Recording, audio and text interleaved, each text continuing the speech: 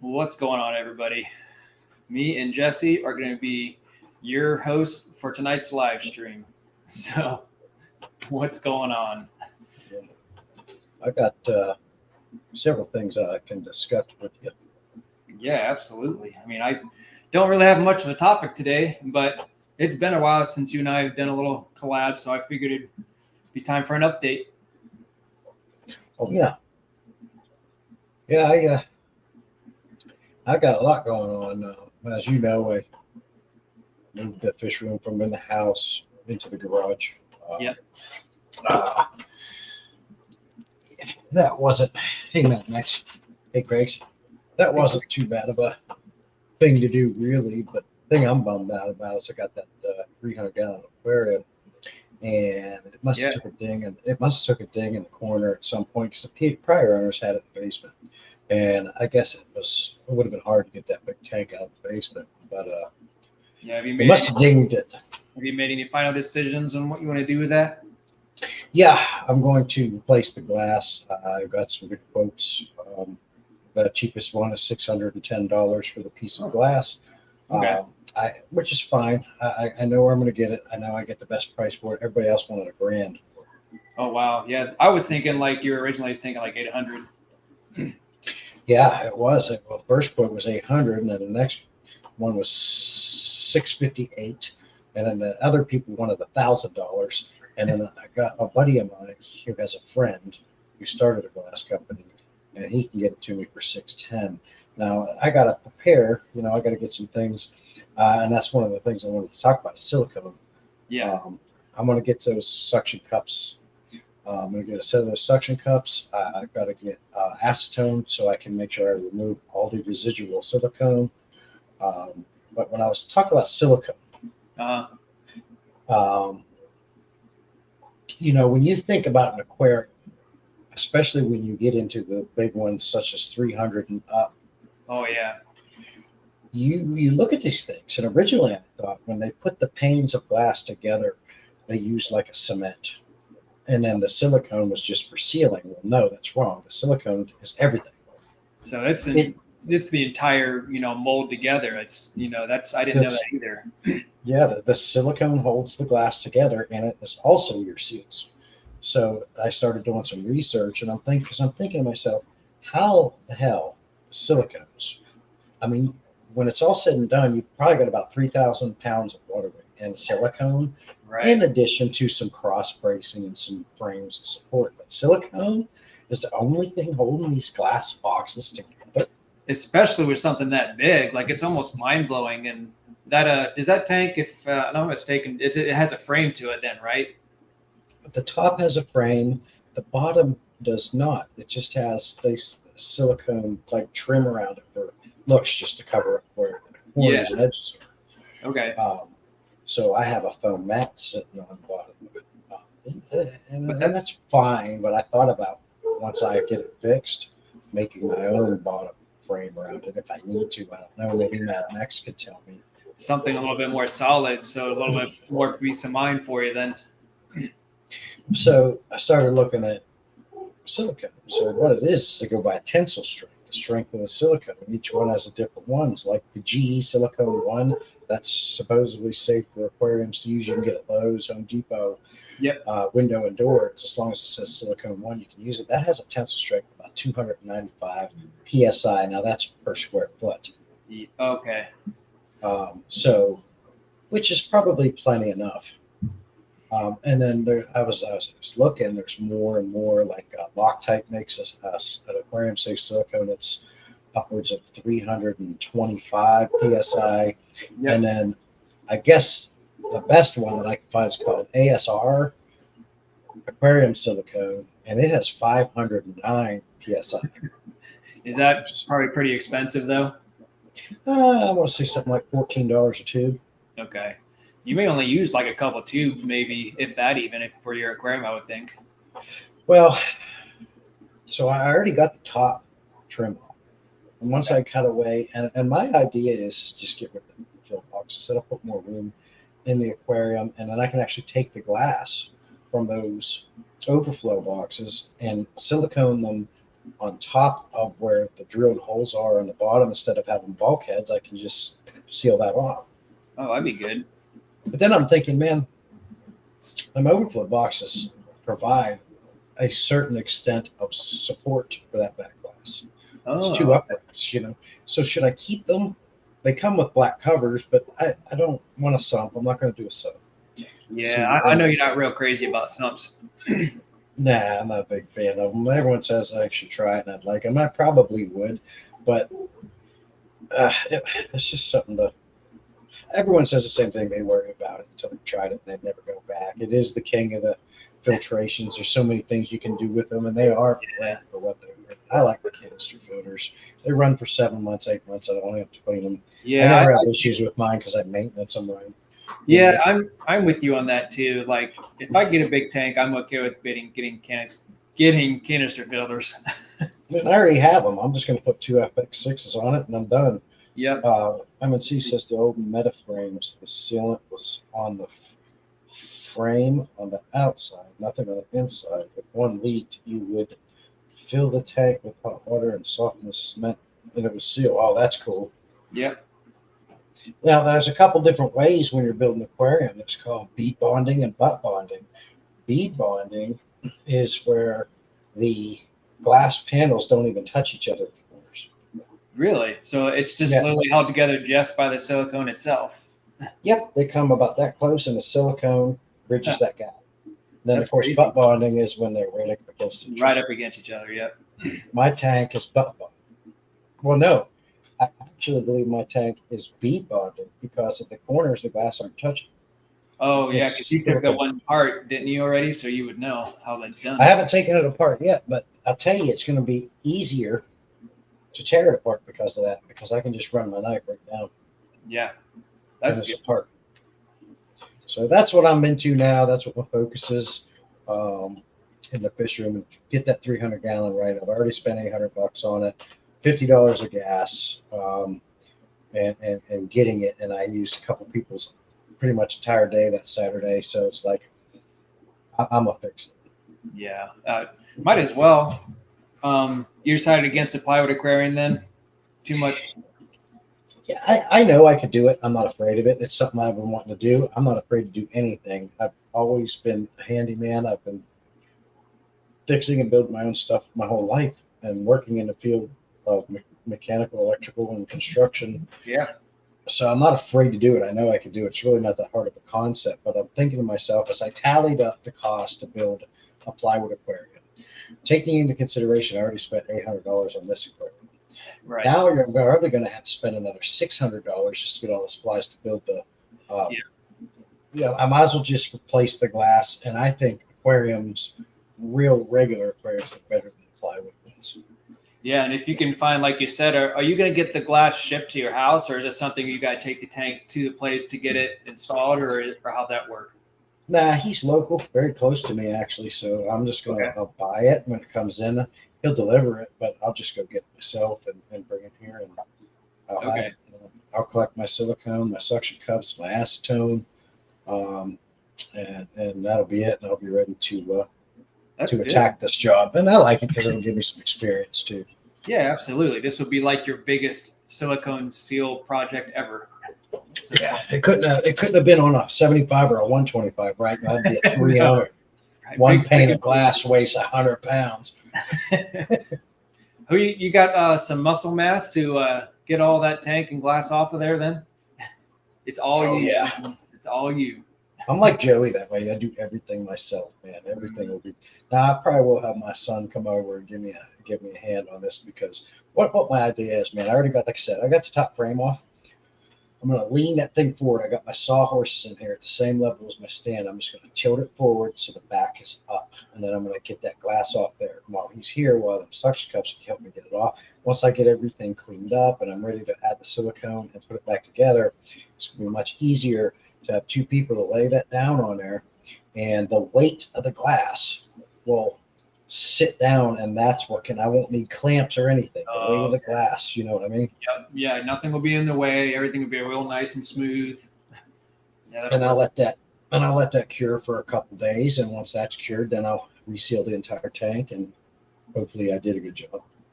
Yeah. But my question is, while I'm doing it, I don't know exactly how much PSI, tensile strength of silicone, I need, but I feel like I want to get the 509 stuff and do it right. Yeah, that's kind of whenever you're running through the options. That was kind of like my thoughts too. Is obviously not going with the plywood. I'm thinking you want the strongest thing possible, so that way this never happens again. Anytime down the road, just to be sure. And why it works too is silicone actually it bonds very, very, very well to this. Very what? Very, very well. Okay. No, that's good then. That's always good. Yeah.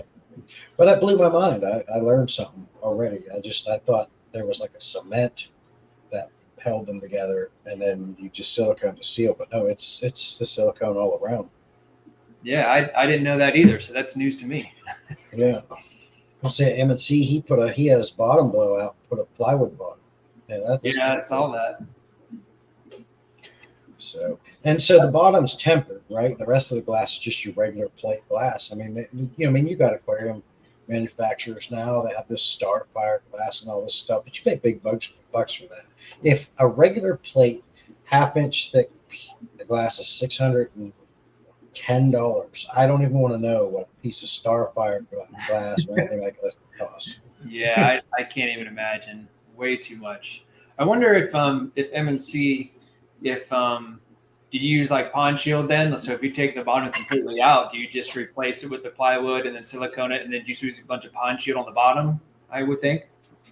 Yeah, I mean, you can do it a couple ways. I mean, you can do fiberglass or Pond Shield. The aquarium domain guy, he does it both. Okay.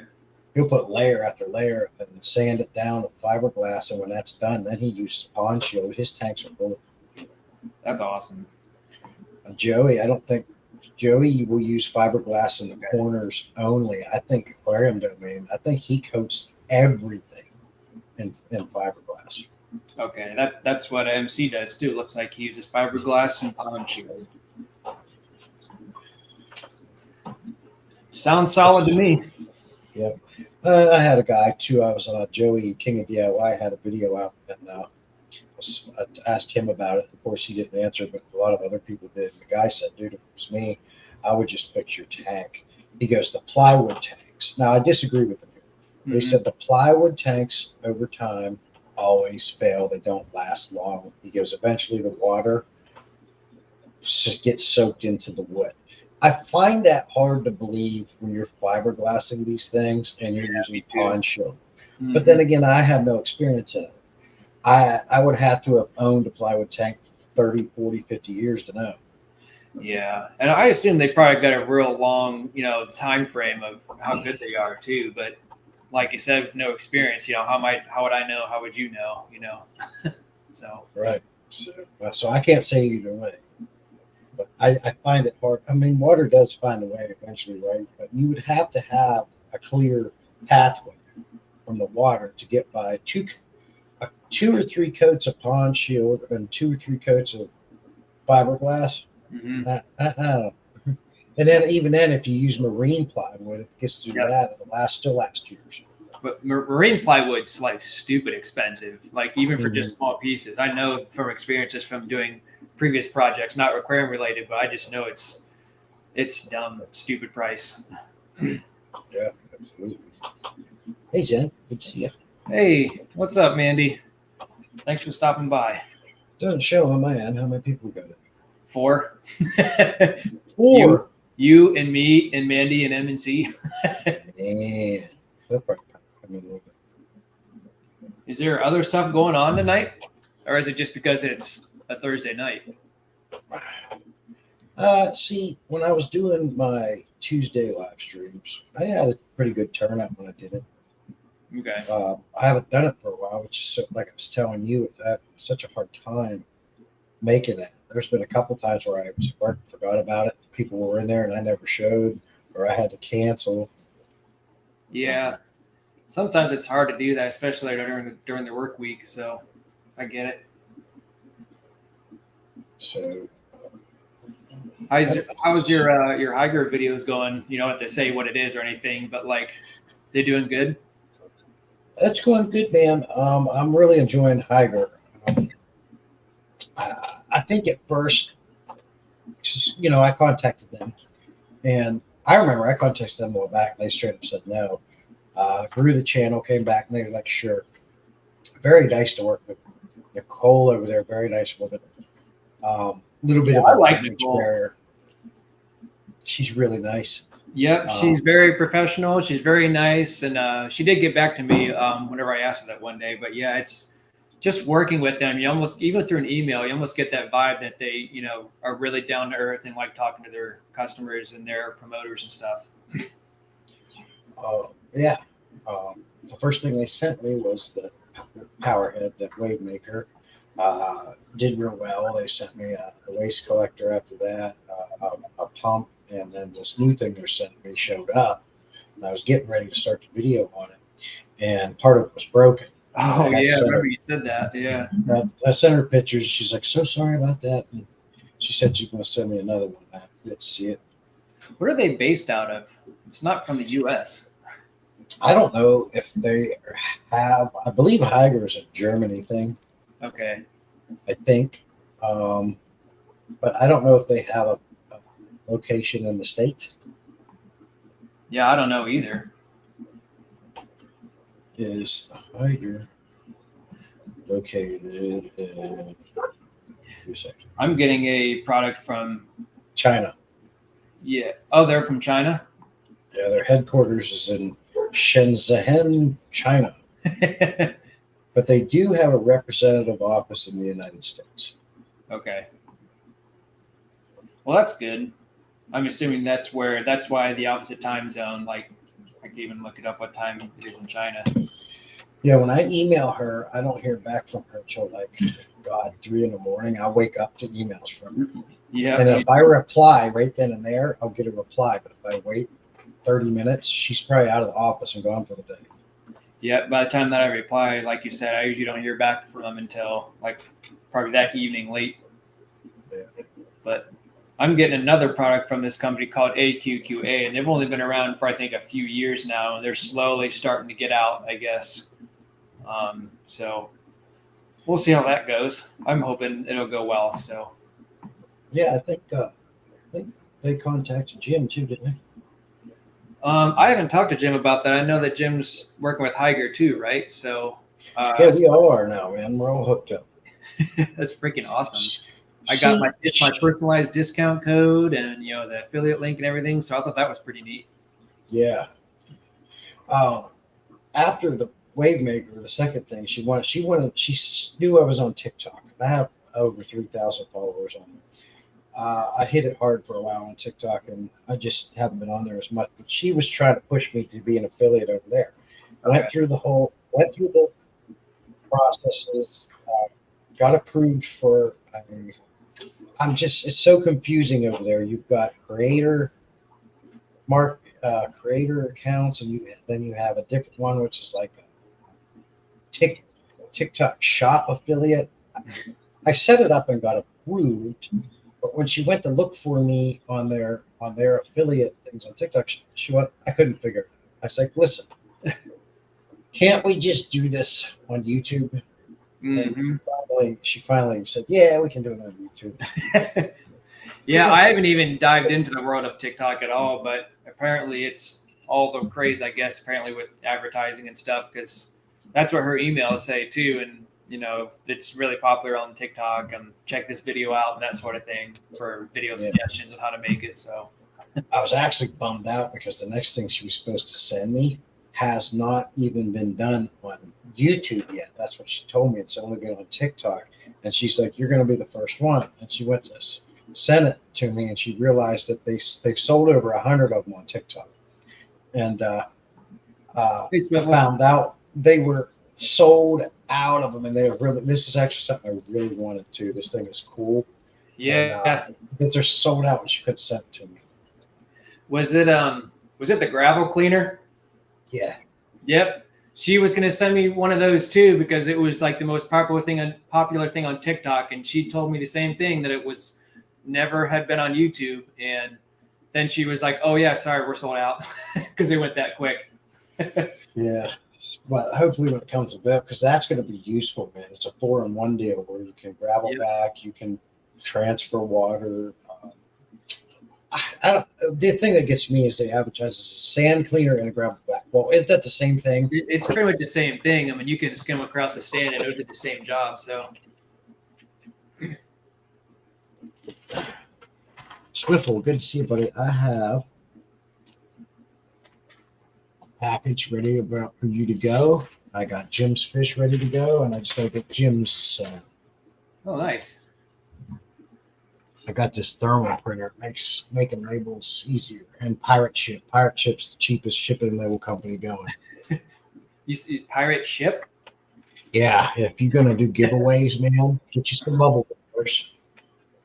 You have to get a scale, like a food scale, and get Pirate Ship. Create a Pirate Ship account, and all you do is real simple. You just type the name, the address, boom. You weigh it. And then you print the label out, send. You can. I like to send you a USPS because I just throw them in the mailbox. I have never heard of this. They actually have like a darkened skull and crossbones logo.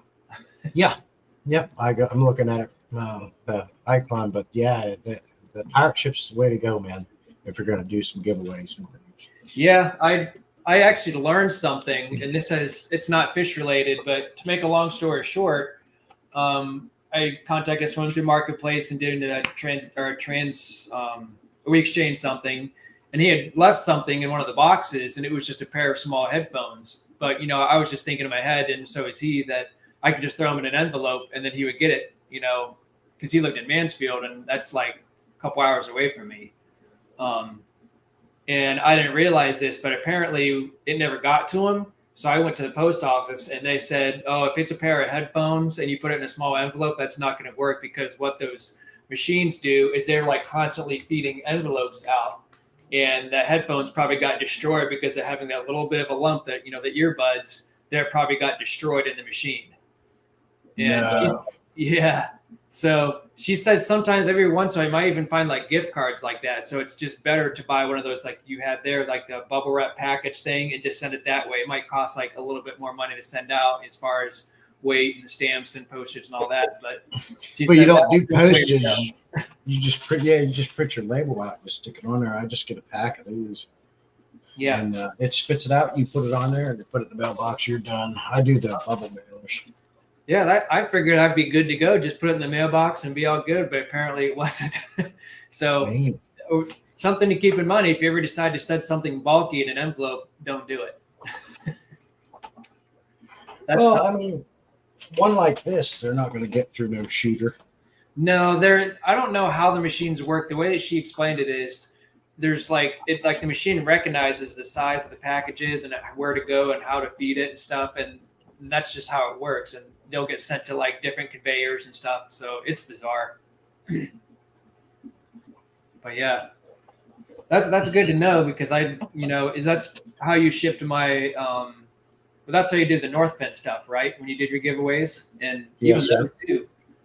Are you doing those for giveaways too at some point? No, I've just used these for advertisement purposes. Okay. You can get these at my Teespring store. So this is the one I always had. This one I just made. So how does that Teespring store work then? You made those yourself, and then do you actually have to ship those if someone buys them from you? Yeah, so it's nice because you can connect your Teespring store to your YouTube channel.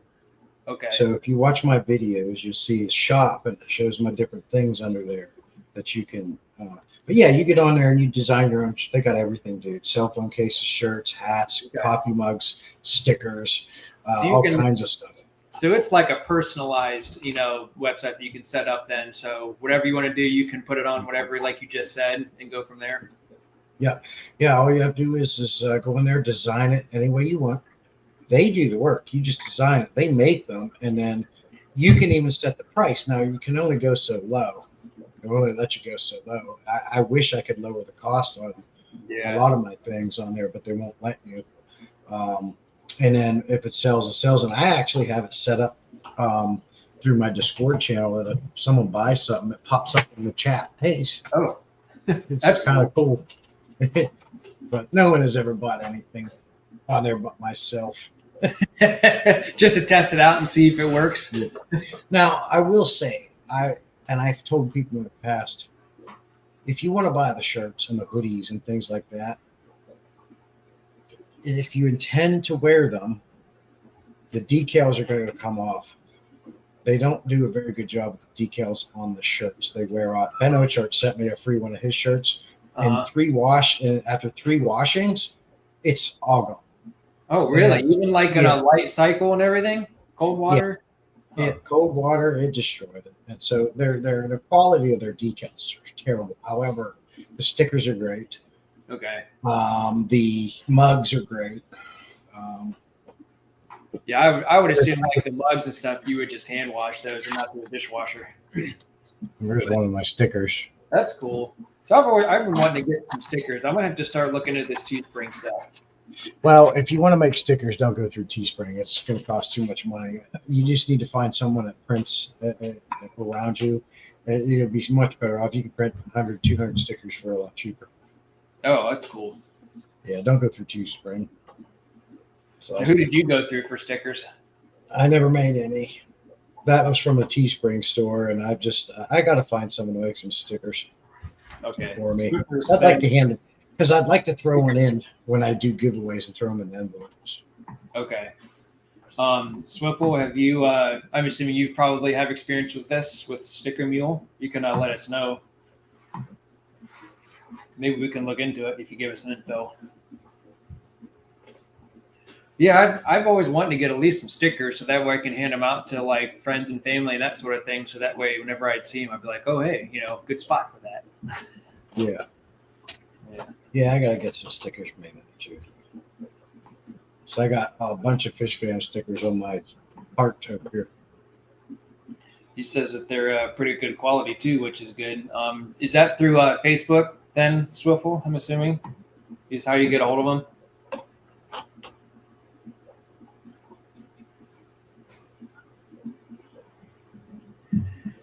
Yeah, there's not a whole lot going on in this fish room other than the normal, females are still producing fry, which is good. Tanks have been healthy, and did all my water changes here in the basement today.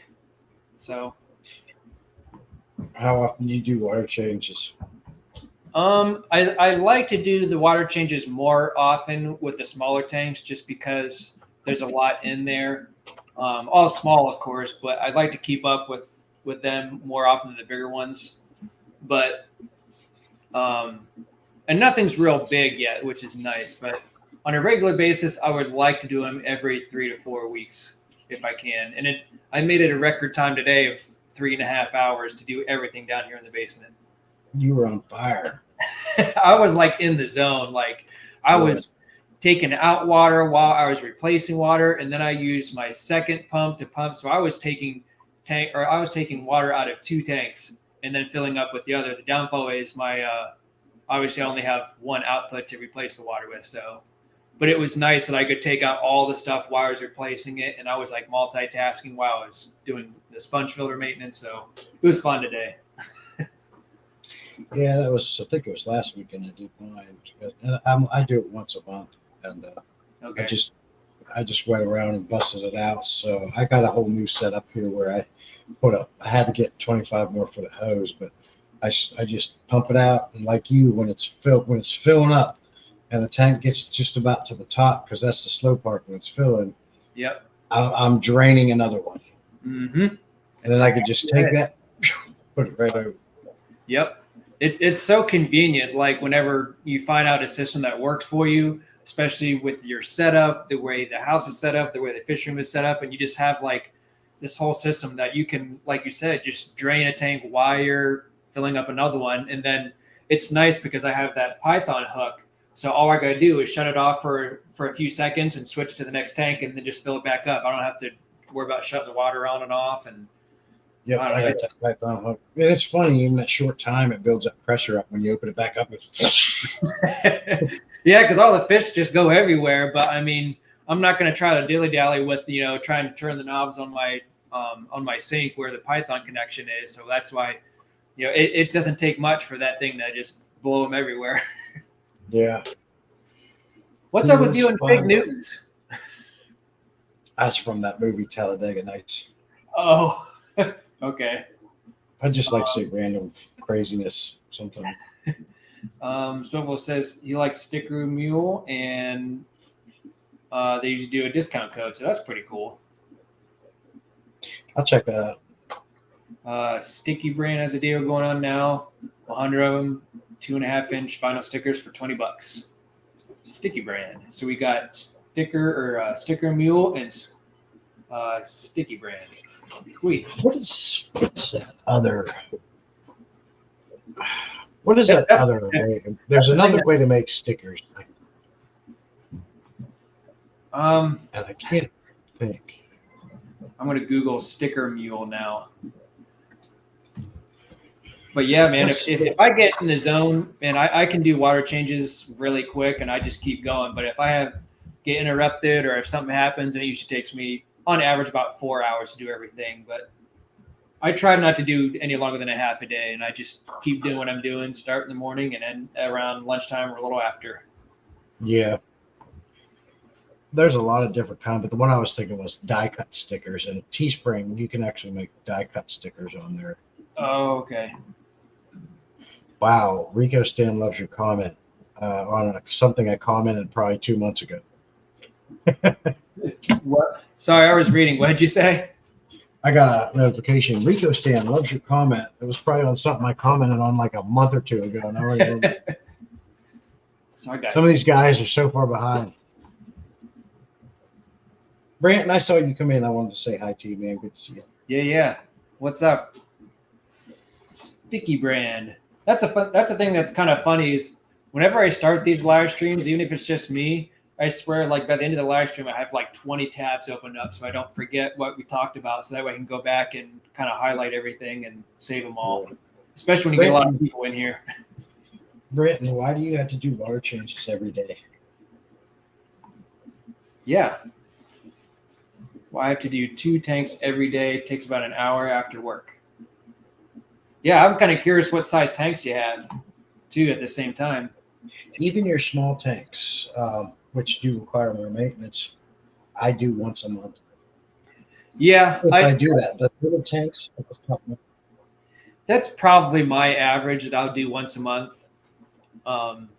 If I can do it maybe a little bit earlier, depending on how many fish are in the 10, like a 10-gallon as an example, and how bad they look, which most of the lights down here, I have house lights down in this fish room. So whenever I turn the tank lights all on with one switch, I feed them all, do all my check overs, and then I turn all the tank lights off and I leave a few of the house lights on.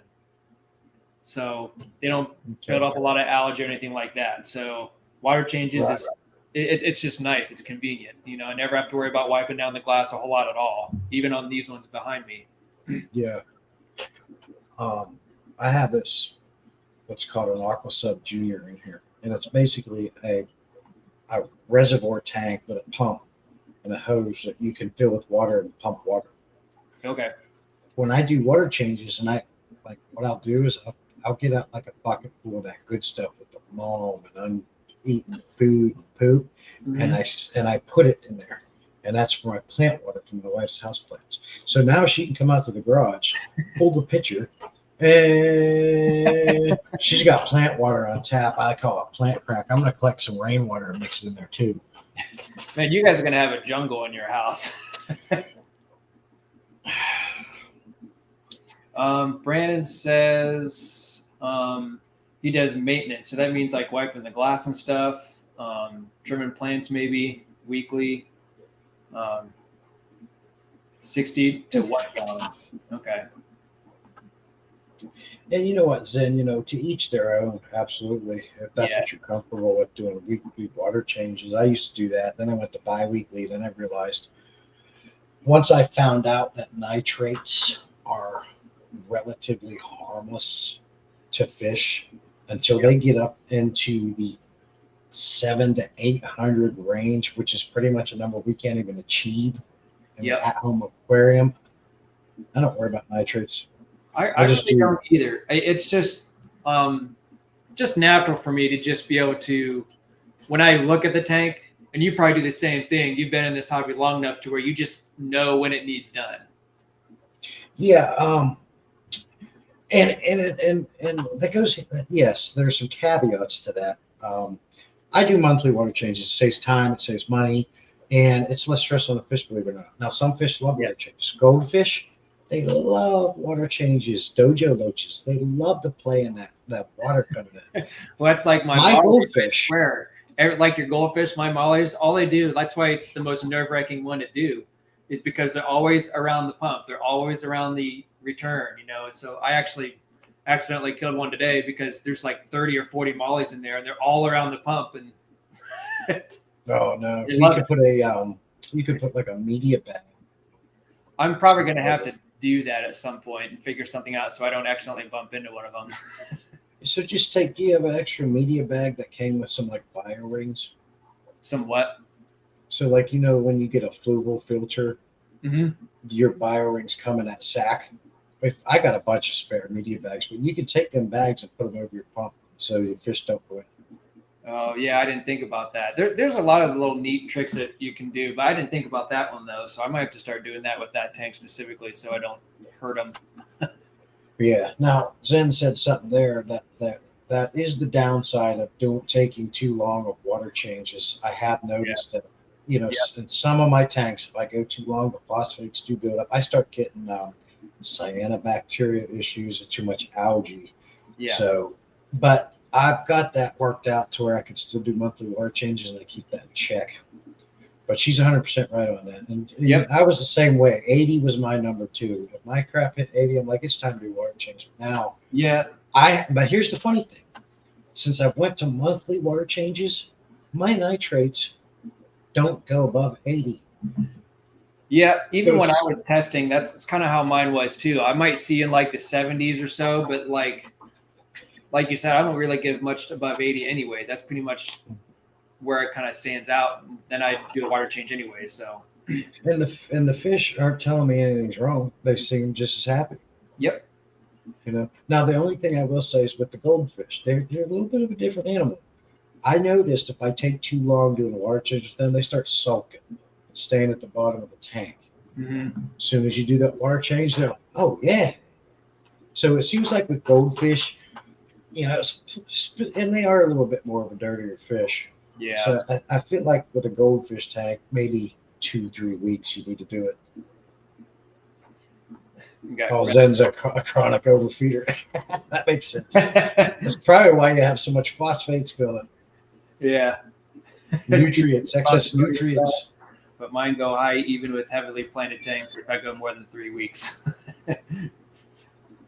Yeah, that's always the. I think that's probably one of the most difficult things as a new fish keeper is trying not to overfeed your fish because it's easy to do. It is. It's fun to watch them eat, and especially when you get food for free. But I don't. I feed every 2 days. You got it. Yeah, like I said before, in the upstairs, like I've just lessened my food, and then I skip Sundays. And then down here, I do every day. And then the real tiny baby fry, I feed them twice some of the powder stuff. But that's just from experience myself and from what I've heard that you have to feed the baby fry at least a couple times a day. Oh, yeah, 2 or 3 times a day. Swiftle will tell you he raises fish, and especially the angels. You've got to feed them to get them to grow. You really got to get the nutrients. You got to feed them 2 or 3 times a day. Yeah, because their metabolism just goes so quick, and they need the energy to grow for being so small. So that's why I try to keep up with all of that. Because if I don't, or if I only feed them one time, there will be times to where I might see one dead on the ground, or something might happen to it. So, Zen, if you use a big word like that again with me, we're gonna. I don't even know what that means. And it's way too long. Anthropomorphize my fish. Zen, thanks for being so confusing for us because neither Jesse or I had no idea. How dare you use big words like that in here? Yeah, reminds me of Dumb and Dumber when Jim Carrey's trying to say the, and he's like and he's like trying to pronounce all the little words. Yeah. The.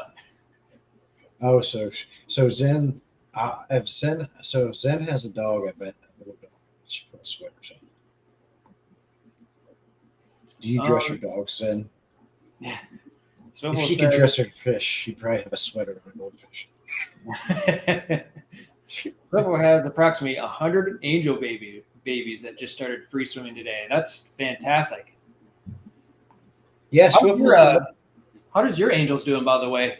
Great. And Swivel was the one that was my first time doing it, and Swivel was the one to coach me through that, man. Because of him, they're doing well. I still got all 6 of them. They're growing right. Okay, that's awesome. Yeah, he really helped me through that.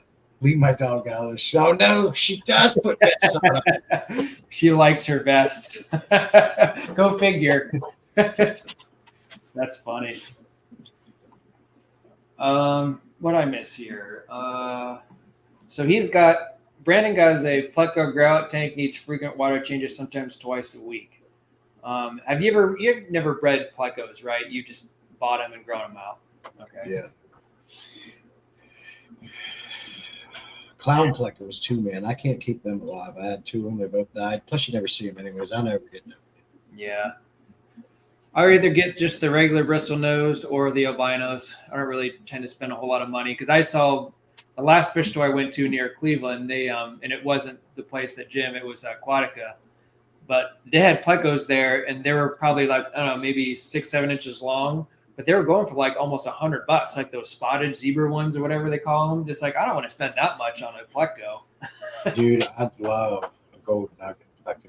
My local fish store had one. It's overpriced that I was talking to you about before. Yeah. And dude, I want a gold nugget, but they're like $150. Yeah, that's nuts. I don't know if I can get myself to spend that kind of money on one fish. I don't like spending that kind of money on peacock and haps for a male, full grown, Yeah, I had all these plans and fish, and I was shopping online once I got this 300, and I was all excited, and I was going to buy my fish.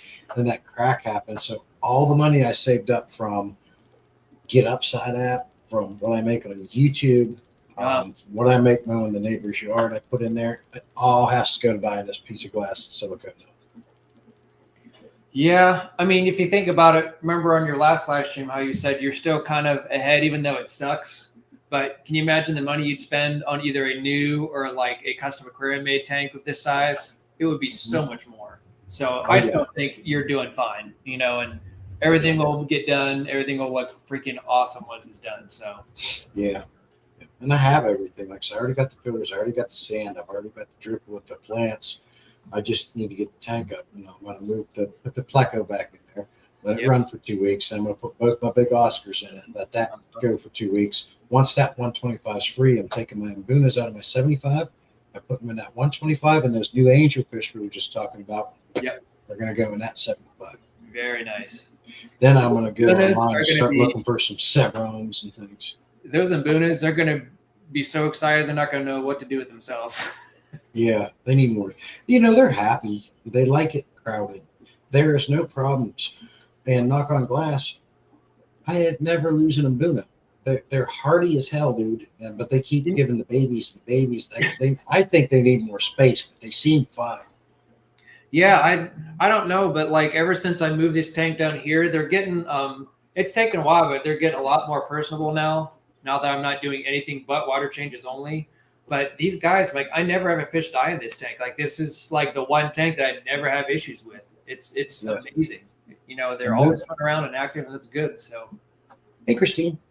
Hey, what's going on? They're pretty hardy, and I always say it wrong. I call them Mbunas, and I guess the right way to say it is Mabuna. That's a Ben O chart. I always kind of chuckle whenever he says Mabuna. Yeah. But I guess that's the right way. There's so many ways you can say a fish name. I'm not real picky, Well, me either. Did you watch that last video Joey put out? I put a comment in there, and everyone is like, I got like fucking 20. Sorry, I got like 20 likes on it, and everyone comments. So was it a short? Huh? Was it a short? No, it was like a video he was putting out, adding more fish to his 16-foot aquarium. He was talking about foliage on top, but he was calling the foliage foliage. Did you put some I was like, foliage? I put in there, it's foliage, not foliage. Dude, I had like 20 likes on that, and people were like But then I started looking through the comments, and there was like 8 other people that said the same thing. Oh, still, that's pretty funny though. I'd get a good laugh at that. Swiffle says it like me, Mbuna, and all that means is rock dweller. Yeah, that's all it is. I like him, man. I gotta say, I mean, I love Ben Ochart cichlids and all these other cichlids and your peas and haps. They're a pretty fish, but I don't know. There's something about the Mbunas that I like over the rest of them. Mbus. You're not saying, so how does Mandy say? She doesn't say Mbuna. No, Mbuna, so Mbuna is wrong. How I say it is wrong. It's Mabuna. Mabuna then. So Ben Ochart is saying it right then. Yes. Huh. That's interesting. Yeah. We're all saying it wrong. Yep. Sometimes I just call them booners. Look at them booners. Yeah. You ever see Ginger Billy? Else. You ever see Ginger Billy? Uh-uh. On YouTube, he's funny. Check him out, Ginger Billy. He'll be like, "How you like my new Tesla?" He'd be the one to say, "Check out my booners." Ginger what? What'd you say his name was on YouTube? Ginger Billy. Billy. Dude, he's funny. He's just hilarious. Songs. Dude. You'll see. Okay. Y'all check out my redneck tornado. Yeah. His redneck nader chaser. Tesla Cybertruck. Holy heck. Yeah, he used to be like a respiratory therapist, and now he makes his YouTube videos. Dude, he's got millions of subscribers. He makes a living off YouTube now. So he's got the money to like build stupid crap like that. It's hilarious. He's got 1.85 million subscribers. Yeah, he's funny, dude. You'll like him. Hey, Flatbed. Good to see Laser probably left. I never got a chance to say Flatbed. Swiffle says, I gave Aquarium Fantasy 20 angels and 20 yellowtail last Sunday. I miss my yellowtails. I still keep thinking about that. I still have some, but man, I really wish I had those 40 I had. Well, I don't know how many people are here, but I just want everyone to know once I get this 300-gallon aquarium fixed and I have it ready, I'm going to be looking for some big fish. I'd love some Frontosia, Severums. So if anybody, you guys have those, let me know. Message me through Discord or my email. It's on my channel. And I'd rather buy off you guys and support the fish fam than online stores. Yeah, I have Frontosias, but nothing for sale. So it's no help there. Well, you have those, the ones that look like cows. What are they called? The ones that look like what? Cows. The colors and blotch of the what's the? I want the blue ones. Oh, there's Black Widow Frontosa and there's also Blue MOBA. So I see angels. I don't know the Black Widows. I don't want them. I want the other ones. Okay. Yeah, the Blue MOBAs. Those are. And someone actually, and it's not a big deal or anything, but like someone said that the one that I had that I thought was a Blue MOBA because that's what was advertised at the fish store I got them from, and I thought that's what I looked up was correct. So I'm kind of in a state to where he actually said that it was a Black Widow, and when I looked up the images, it kind of was relative more to a Black Widow than a Blue MOBA. So I don't know. Why aren't you selling your Frontosias? Me? Yeah. Oh, I'm not. I say that's one thing I'm not selling are my Frontosias. Yeah, I'm asking why. Because that's a bucket list fish for me. Okay. I bought them specifically to put in the aqua decor tank, and I bought them small, and my whole thing is to watch them grow out and get bigger. Gotcha. So, I already know MNC's opinion on Mbunas. We talked about it on this live stream one time. He had some, I think, if I'm right, he had some and he gave them away because they kept reproducing. He couldn't stand it. Oh, okay. And they do, man. I had 10. I probably got 50 of them. Don't know what to do with all the angels. Swiffle, if I lived closer to you, I would love to have some angels, but then again, I'd also have to have the tanks for them. I have enough angels, but I would like some blue angels and some platinums. Okay. It's amazing how many different types of angels there are, between the blue angels to all the different colors, the koi angels. I mean, I didn't realize how many different types there were out there.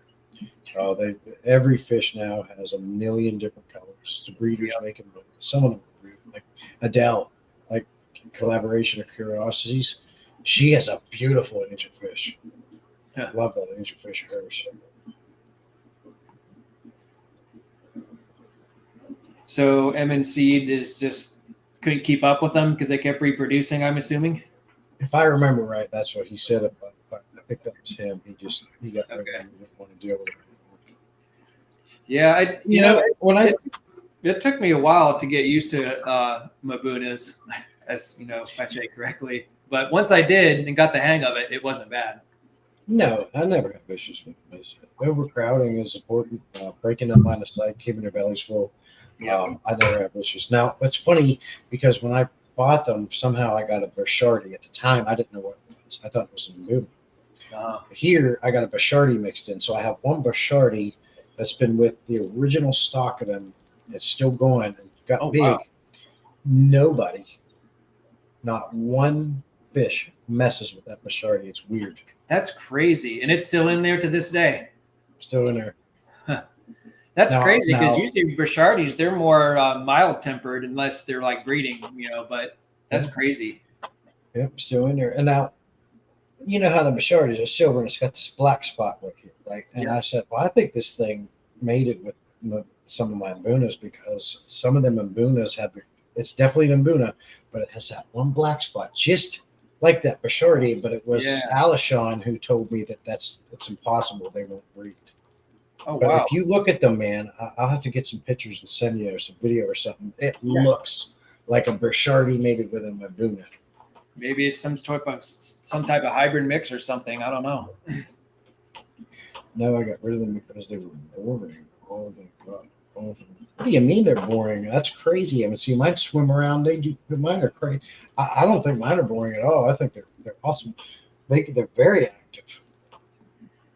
But they're always, like, my one will excavate he'll dig out under the rocks and he'll come out and dump a mouthful, go back in, get a mouthful. They're always digging and chasing and having fun. The Mbunas is what got me into the whole African cichlid hobby to begin with, because I never knew they were mouth brooders. And then when I found that out, as I got more into the hobby, and I was just so amazed by everything. And just like you said, there were times to where I would like flatten all the sand out. Within just a couple of days, you'd already see mountains of sand everywhere, of how they like to redecorate everything. I was like, man, it took them that long. Yeah, I know Bashardi's a cichlid swiffle. I just, what I was saying was I accidentally got one when I thought I was, you know how it is, you go to the pet store, they scoop them up, you don't catch it. Yeah. Hey, you got 10 Mbunas. No, I got 9. One's a Bashardi. But it's okay. It's a different fish. They get along great. Been in there ever since. Yeah, I feel like I like the Bashardis, but I can just never get myself to get any because I don't want to mix them in with anybody else at the moment, because I almost put them in my Frontosa tank, but looking more into it, I kind of decided not to, because they're. See, I'm looking at yours behind you, and I don't know how you can call that boring. They're chasing each other, they're swimming around, they're active, having a good time. Come on, MC. What's going on? MNC, get it together, man. That's boring right here. It's just active and like overstocked. And the Mbuna I have now, I have a ton of yellow lab, and I have I think about 10 ACI yellowtail. I got some Kenny eyes, so I'm going to be putting a few more in there. So it's going to be an extremely active tank. I have angels and Bashardis together. Okay. I guess one thing that I looked up about Bashardis is they, just like any fish from breeding, they tend to be, I guess Bashardis are good parents, apparently. They really take in, they have like, I don't know, I can't remember because it's been so long, but I guess they get really, really aggressive whenever they start breeding. So I guess that was one thing I didn't want them to be in my Frontosa tank, so because I didn't want all the long tail fins to get nipped on. I hear you, but I could be wrong. But I think most fish get aggressive. The what? I think most fish get aggressive when they're breeding. I think so too, regardless. I mean, even in my breeding tanks, and you have one male to the 4 females, and I'll see it happen to where every so often, you'll have the 2 together, and that male will do everything in its power to get the other 3 female away from it. So, I mean, it is what it is. Vibes. Yeah, but no one ever dies though. It's never like a relentless chase. It's just a, hey, get out of here. I'm doing my thing. Yeah.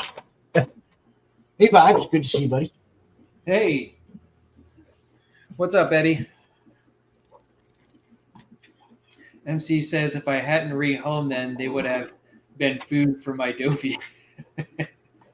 MNC and I are going to have a talk. He's MNC's a real young guy. He don't know what he's talking about. He's like 24. Okay. When he gets to be my age, he'll understand and appreciate certain types of fish, Swiffle's got a hurricane going on.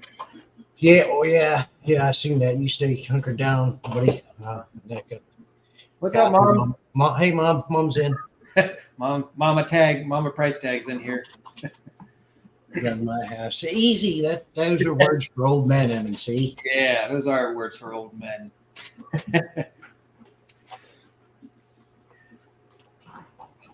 Is there anything else going on the rest of the week for you in the fish room, or any super major plans that you have going on? Or well, yes. No, my water changes are done. I wanted to start working on this 300, tearing it apart. I did a little bit, but I can't dive into that yet because one, I got to get, like I was talking to you about, I got to get the glass. I got to get everything together, the supplies that I need to do it. Yeah. And then what's happening is we're getting the whole house refloored. We got the flooring here. It's been here for like a month. My guy's supposed to come do it. He said, well, at the end of this week, but that's changed to another week. So with the birds in the house, when you put down new flooring, that vinyl smell, you get a lot of fumes and vapors from it. Yeah. Birds have very sensitive respiratory systems. So when we're putting that flooring down, the birds are going to have to hang out in this garage for a couple of weeks. Okay. Until that dies down. So I can't start working on that tank. Yeah. While they're in here because silicone, right? Yep. Yeah, that's has a lot of fumes and everything too. So you wouldn't be able to if you were to paint a room or something, you'd have to move those birds into a different room for a couple weeks too. Yes, and that's another thing we got to do. We're going to be painting the house, and again, they'll have to hang out here. 1 second, buddy. Okay. Just for a half hour, seconds. Yeah, just enjoying the conversation. You want to sit in with me? Yeah, Come on, it'll be fun. Yeah. Hey, Pete, have you seen my wife yet? Negative. I've seen Jim's wife, but I think that's the only one I've seen. Everyone's wife, come in and say, just pop in and say. I'm not a follower. I'm a leader. It doesn't matter. You can't come say hi. Did you see your plants? I had to put the lights on today. No, I didn't turn it on this morning. Now my wife has met my other moderator, Marie. She's met Marie off stage whenever we did our live together, and my daughter, but she's never actually been on any of my lives yet. So okay. Oh, Domino's Pizza's coming to my mouth. You see, Vibes, I don't like Domino's Pizza. I like Pizza Hut, but my favorite is Elizabeth Pizza. Man, is that good stuff. So we have a pizza oven right down the road, and I don't know how far out. I think that might just be an Ohio thing. I'm not sure, but Domino's is not a thing for me. If I had to pick any chain restaurant that's everywhere in the United States or wherever you live, I would have to pick Papa John's as a personal preference. Yeah. Hey, Laser remembers you. He said, hi, Heather. Red Laser. Your wife was on like one video for a brief amount of time when you're moving your fish tanks, though, wasn't she? 1 or 2. She don't come on much. It ain't her thing. She don't. She pop in and say. Yeah. Well, she's not. She doesn't like to be cool. So. Loser. It's all right. Have you met my wife yet or no? No. Okay. Well, maybe after the live, then maybe we can go backstage and hang out for a few before we go. Don't you get water over here? She's using her cup for her plants. Oh. Yeah, like I said, you're probably going to have a jungle with all your water changing and your plants in your house. Yeah, well, the pothos are doing great. I thought, I was worried when I brought them out here because there's not as much natural light coming in here as there was in the dining room. But I got all these spotlights up and I got this really powerful light I can turn on. But now I can't do it because I moved them 75s in the center. I'd get hella algae. Yeah. But I got these LED spotlights hitting on them. If I do open this curtain up, they seem to be doing okay. The house plants, however, we brought these huge peace lilies in here. They don't seem to be doing as hot. It is warmer and more humid in here. I thought would have helped them. And we brought some other plants in here, but her plants that are in the house are doing real well. We got this huge, enormous elephant here outside that we're going to have to bring in here in the winter after we debug it. If there's anyone that knows a lot about plants, it's my mom. She's been doing plants since, I don't know, since I've been born. Yeah. So, yeah, she knows all about that stuff too. So I'm sure she knows all about what you have in your house too. Yeah, well, these peace lilies, they're big, and since I brought them in here, they're starting to get rick rot, most likely because they're not getting the natural sunlight. But I don't know what to do about them at this point. Vibe says local pizza Hut is horrible, and Papa John's is too far away. How far away, Vibes? I mean, can you drive 30 minutes? Like, what you're, they don't deliver to you, or? I don't like Domino's, that butter sauce that they sell. It's terrible. Yeah, it's almost like, even like are you talking about like the stuff they dip your crust in? Yeah, it's like a butter garlicky thing, and when I eat it, it's like heart attack in a container. Yep. I was never a fan of it either. And I think it's just the sauce about Domino's. It's just the type of sauce I've never been a fan of. And I think that's really what it ultimately comes down to for every pizza place for me. If I don't like the sauce, I won't eat the pizza. Yeah. No. Hour away. Yeah, I don't think I would drive that far for a pizza place either, especially if you have one right down the road. But then again, if it's Domino's, I don't know how desperate I'd be. Where I'm at, I got them all. My favorites are Elizabeth. Yep. Now, when the wife and I got married, we got married on Point Beach in Florida. And we went to this joint that does coal-fired. Oh, okay. Coal-fired pizza. Man, it was delicious. Some of those, is it like a mom and pop shop then? I don't think. I think it was maybe. Was that coal-fired pizza a mom and pop shop, or was that kind of like a chain in that area where we went? I can't even remember the name of it. Man, was it good? And then we've had wood-fired pizza. Oh, that was so good. I had that actually with my my parents. We went somewhere where they live at, and it was like wood-fired pizza, and that pizza was really good. It was like crispy, and it still had good flavor to it. I mean, you had that smoke flavor to it. It was good. Well, Mom, that's a loaded question and a very hard one to answer. Yes, that is a very loaded question. Because I like all, but if I had to pick top three, Oscar's Tiger Barbs, and it's a toss-up between Lambunas and Angelfish. Pleco, too. I can't forget my big common Plecos. I love Plecos. That's just true. That's Did you have that Pleco since it was small? Yes. Okay. So how many years have you had it? Since 2015. So 9 years. Yeah.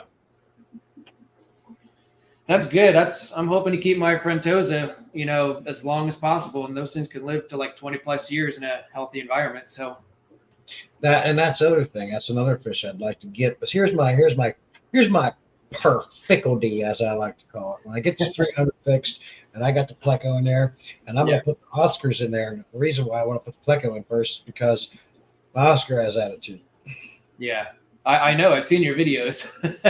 Man, has he got attitude. And when I tried to put that Pleco, when I got that 125 in with them, and they went right after, so I had to pull him back out. Okay. So my idea is to put him in that tank first. Okay. Wait a couple of weeks, then add the Oscars. But I feel like them Oscars, because it's just been them two in that 125 for so long, I don't think they're going to tolerate at an adult age anything new. Yep. So I'm worried about that because this is the only monster tank I'm going to get. And there's other fish that I want to get for that tank. And if the Oscars aren't going to put up with it, it's like, Yep. I'm going to put them back in the 125 because I want to get more Oscars. Are you going to get like different colored Oscars or the same type of look to them? Or are you going to have them already going out? Or I want that copper one. I want some maybe like I don't. Everyone likes the lemons. I'm not a big fan of the lemons. Copper, yes. They look like have like almost copper oranges. They're more solid color. I want to get some of those. Yeah, I see some images here. That's pretty neat. I actually like that a lot. Yeah. Yes, they are. Well, what it is they're just you can't keep teaching old dog new tricks type of thing with these Oscars. Once they're set in ways like June, I said I tried to put plants in there that tore them up. You can have plants with Oscars if they grow up with them. If you try to put them in later, Yep. they don't like anything new in their aquariums. it's theirs, and my mom was wondering if they're territorial. Yeah, I stick my hand in there. They go after my hand. They got used to me. It's not so bad, but I'll tell you the worst fish I have for that is my blood parrots. Oh, really? I put a piece of driftwood in there yesterday from this tank because it's laden in algae. I wanted to give food for my pleco that's in there. Yeah. He was attacking the freaking driftwood. That's crazy. They have attitude. They'll attack that pleco. That one was attacking my pleco so long he shaved his nose white. Are you serious? Yeah, I put some stress guard in there and fixed him up, but that dang blood parrot, he's something else. But you never, because that's the one with all your angelfish in there, right? Your blood parrot? Yeah. But he never harms them, which is crazy. He'll only go after the angelfish if the angelfish do that whole thing they're infamous for, like this right here. You know how angelfish do this shit? Uh-huh. Say something else. Go ahead. Try something. And I have an mbuna in that tank too that got beat up a year or so ago. 2 years ago, maybe at this point. And I never put him back in because there's harmony, there's peace. Yeah. He came back to health, and he doesn't pick on anybody. He's as happy as he can be in that tank. That's good. That's why when people ask me tank mates, what can you put with this fish? You can put any fish, unless it's completely and utterly ridiculous. You can put any fish with any fish because it's like a box of chocolates. You don't know what you're going to get. They all have their own personalities. Someone said, "I can't believe you have blood parrots in there with your angelfish. You're going to create a bloodbath." I said, "Really?" Because they've been in here for a while and they get along fine.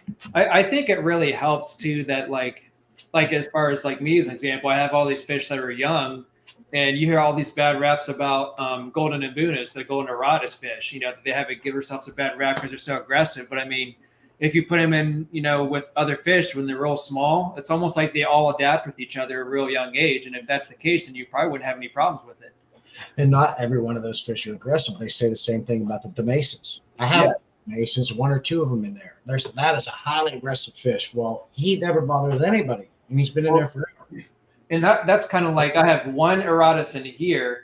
And what's weird is anytime that I would add like any type of other Eratus in there, whether it be albino or regular, whatever, it'll go after that one. But it doesn't bother anybody else. It's completely harmless. Now it likes its spot. And it always sits. I don't know if you guys can see, but he's right in here. That's his home. He like almost stays in there 90% of the time after he swims around a little bit, but he doesn't harm anybody. He doesn't really pinpoint anybody. It's just kind of neat. And that's because I remember, because whenever I moved this tank downstairs from upstairs, I had this exact same setup up there. So I wanted to make sure to bring that back down, and so he could have his home. And sure enough, after a day or two, he took that spot again. It's pretty cool.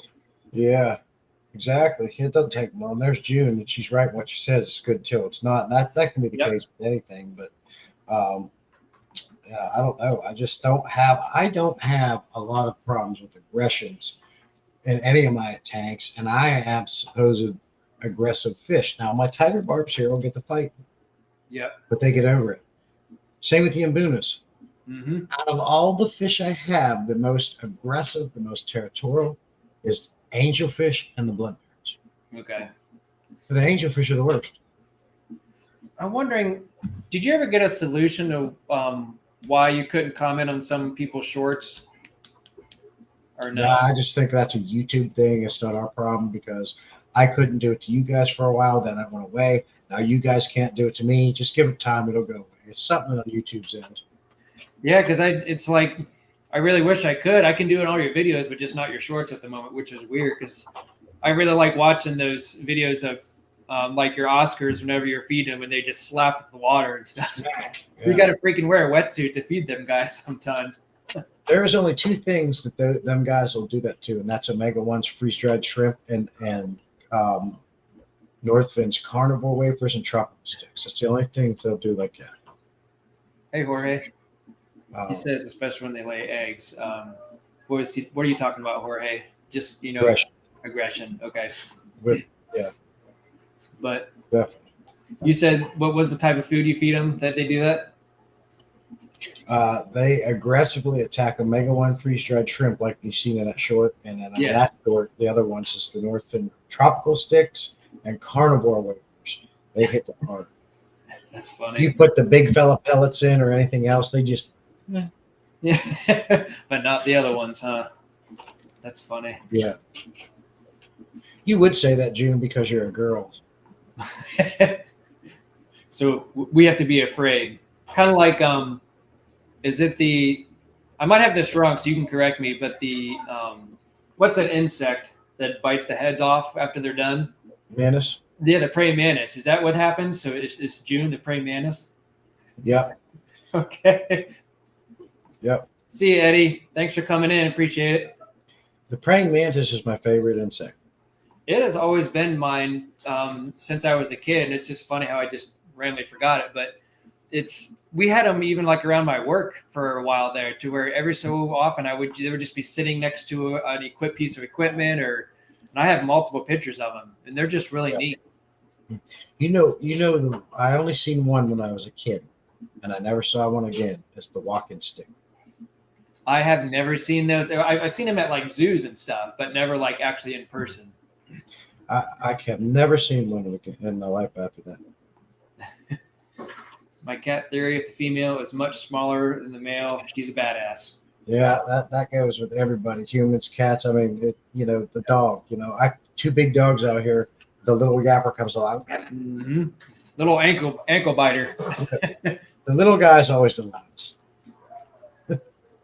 Yep. That indeed. But June really doesn't know much either. She's like M and C. They're both in their 20s. They're just learning about things. When they get to be our age, they'll understand life a little better. Yep. Well, once they live a little bit, right? Yeah. It's funny. Yeah, I as far as my fish room goes, everything's, like I said earlier, been good. I have some long story short, I got some basement work, or I should say basement work, but I have some basement leaks that's getting done this week, starting tomorrow. So Basement. I have some leaks in the basement here, water coming in through the actual not like the concrete, but like the just Come through around the walls. Yeah. So it was very unfortunate because they can still repair it, but there was options that it was going to be cheaper, that they could do it from the inside instead of doing it on the outside and like doing some like digging and stuff with equipment. But I would have to move all my fish tanks out of the way, away from the walls.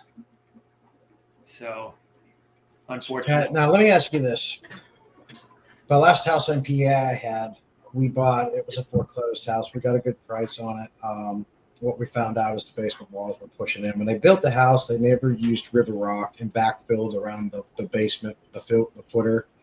And then, so we did all that. We put in French drains and we never had a problem. What you need to find out is if you have the river rock going around your foundation and French drains put on, so the water has a way to go away. Yeah. Yeah. I'm not, for me, like if that's something that I could do. I'm just asking. I'm wondering if that's your problem. Do you know if they backfilled? Oh yeah, I don't know. I've only been here for a few years, so I'm not sure how this house was built and what they did to do it that way. So I'm not sure. Yeah, when they start digging down, you need to have them check that, because if you don't have that backfill, that river rock all around, and have French drains put in, that gives that water a place to go. If they filled that back up and just put dirt right against there, your water has no place to go, and it's just going to put pressure, and you're going to get your leaks.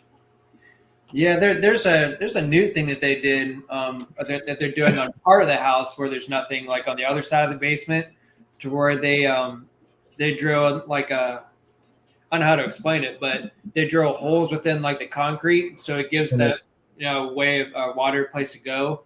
And then there's a little they basically cut a hole at the bottom, and then they have a sump that pushes it out to where it needs to go out of. So that's part of the house of what they're doing, and they could have done this with the other side of the house, or I should say the fish room. But because of my tanks all need to be moved, in order for them to do that, they're doing it a different way. They're doing like digging, and I'll have to get back to you on that and the exact specs of what they're doing.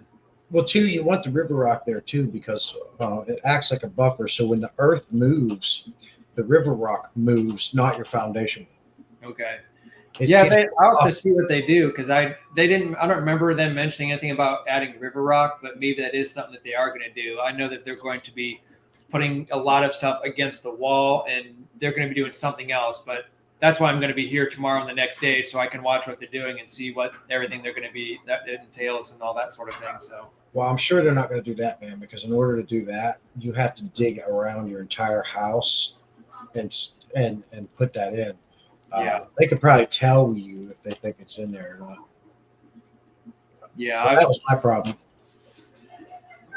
Yeah, it's kind of unfortunate, that the spots that it was kind of major is thankfully in that area, but there is spots in that corner to where it's coming in pretty heavily. So I'm hoping that'll solve the problem. And I told him, I was like, well, if I'm spending money on this, I want to make sure I don't have to call you guys a couple of years from now and have to redo this all. Yeah. So June says my leaky tank was very giving. The room behind the tank has mold. The room behind the tank has mold.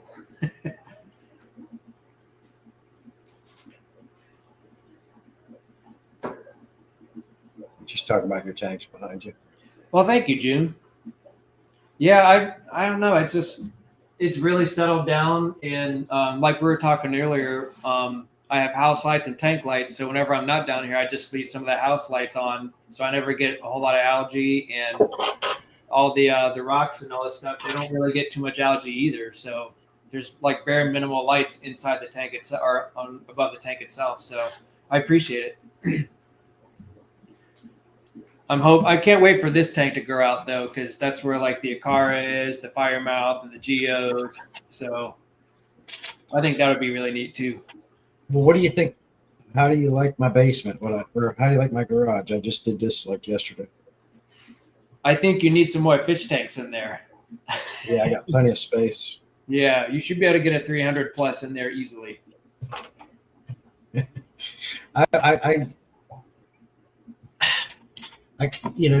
When the light's on, I have this tiger barb tank beside me. The dungeon.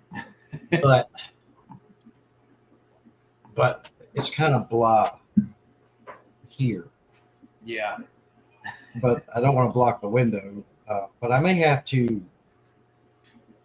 You have to get some sort of like. I know you probably don't want to put like your North Fin banner behind you, but like you almost want to put like something up there. It's too big. Oh, it is a very big banner. It's huge. Your mom liked this. Yeah. Yeah, that looks better than what I had. We'll keep that for the rest of the time. Now, are you able to like angle the camera more towards your tiger barb tank there then? Yeah, I can. The lights are off on it. Okay. I love tiger barbs, man. Yeah, that was your first tank, right? Well, yeah, this was my very first aquarium. Great. Well, you look like I'm caressing the piano, but that was my very first aquarium, and I had goldfish in it. Okay.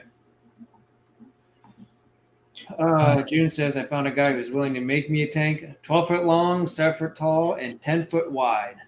7 tall, dude. How would you even get into it?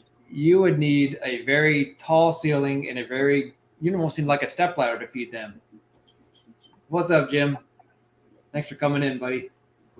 I don't see that bastard on my end. Oh, there he is. That's crazy. 12 foot long. So you must have some really good connections, June. My mom was wondering how many gallons that is. Just get on a volume calculator on your phone. Okay, Mr. Fancy. Let's see here. Volume calculator. It'll tell you. It'll tell you if I don't know how many inches are in 12 feet. Some of them only let you do inches. Let's see. June, do you have space for a tank that big? And how much would they charge you to do that? I'm curious. Oh, in inches. Let's see. 12. That would be Since, 144. 144 inches. 7 foot. 74, you said? And then 10 feet would be 96 inches and 8 feet.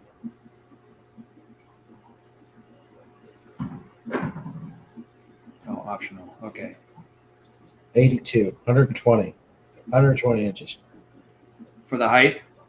10 feet wide, I believe. That's what she's talking about. The estimate is roughly 5,500 gallons. That'd be big enough for all of our Oscars. That's insane. That's a lot of swimming room. I did ask my brother, though, if I ever decide to make this into one giant tank, and he said that, you know, just give him a call if I ever decide to do that. And so I'm not going to do it anytime soon because I like this so far. But he did say that he'd be more than willing to help me do it at some point if that's the case. What, build a plywood tank? Yeah, either that or, you know, do something like instead of having this 2 tanks, have one big tank. But yeah, I don't know. It was just, like I said, if it was me and I would have gotten the tanks for this setup, I probably would have gone 75 behind here. But because I already had the tanks readily available, that's why I went that route. Are you eating some Bug Pro? huh? Oh, that's what's that. Oh, okay. I can see why they like it. Mm-hmm. This fruit paste is delicious. And the pottery is lovely too. It's made from guano. Yeah. Man, that sounds so familiar. Second mortgage, oh god, yeah, that's a massive tank. Yeah. But how cool would that be? You would have to have definitely concrete floor for sure. That's what I got. That's why I got that slab on it. The whole house is a slab. Mm-hmm. Second mortgage. For to smoke it. Smoke what? What? Oh, you're talking about your food? your Northfin Bug Pro? Put it on the smoker. Yeah.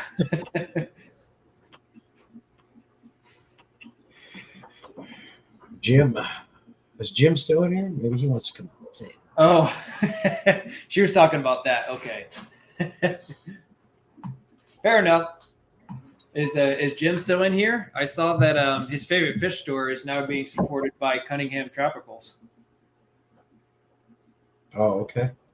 Which is cool. Because I know that Ben Ochard talks about them every so often. So I think that happened just recently, which is cool. I'll tell you what, when I was looking for fish before all this stuff went down, I was pricing different fish. Imperial Tropicals, Dance Fish, and another one I was looking at. Dude, Dance Fish is ridiculous.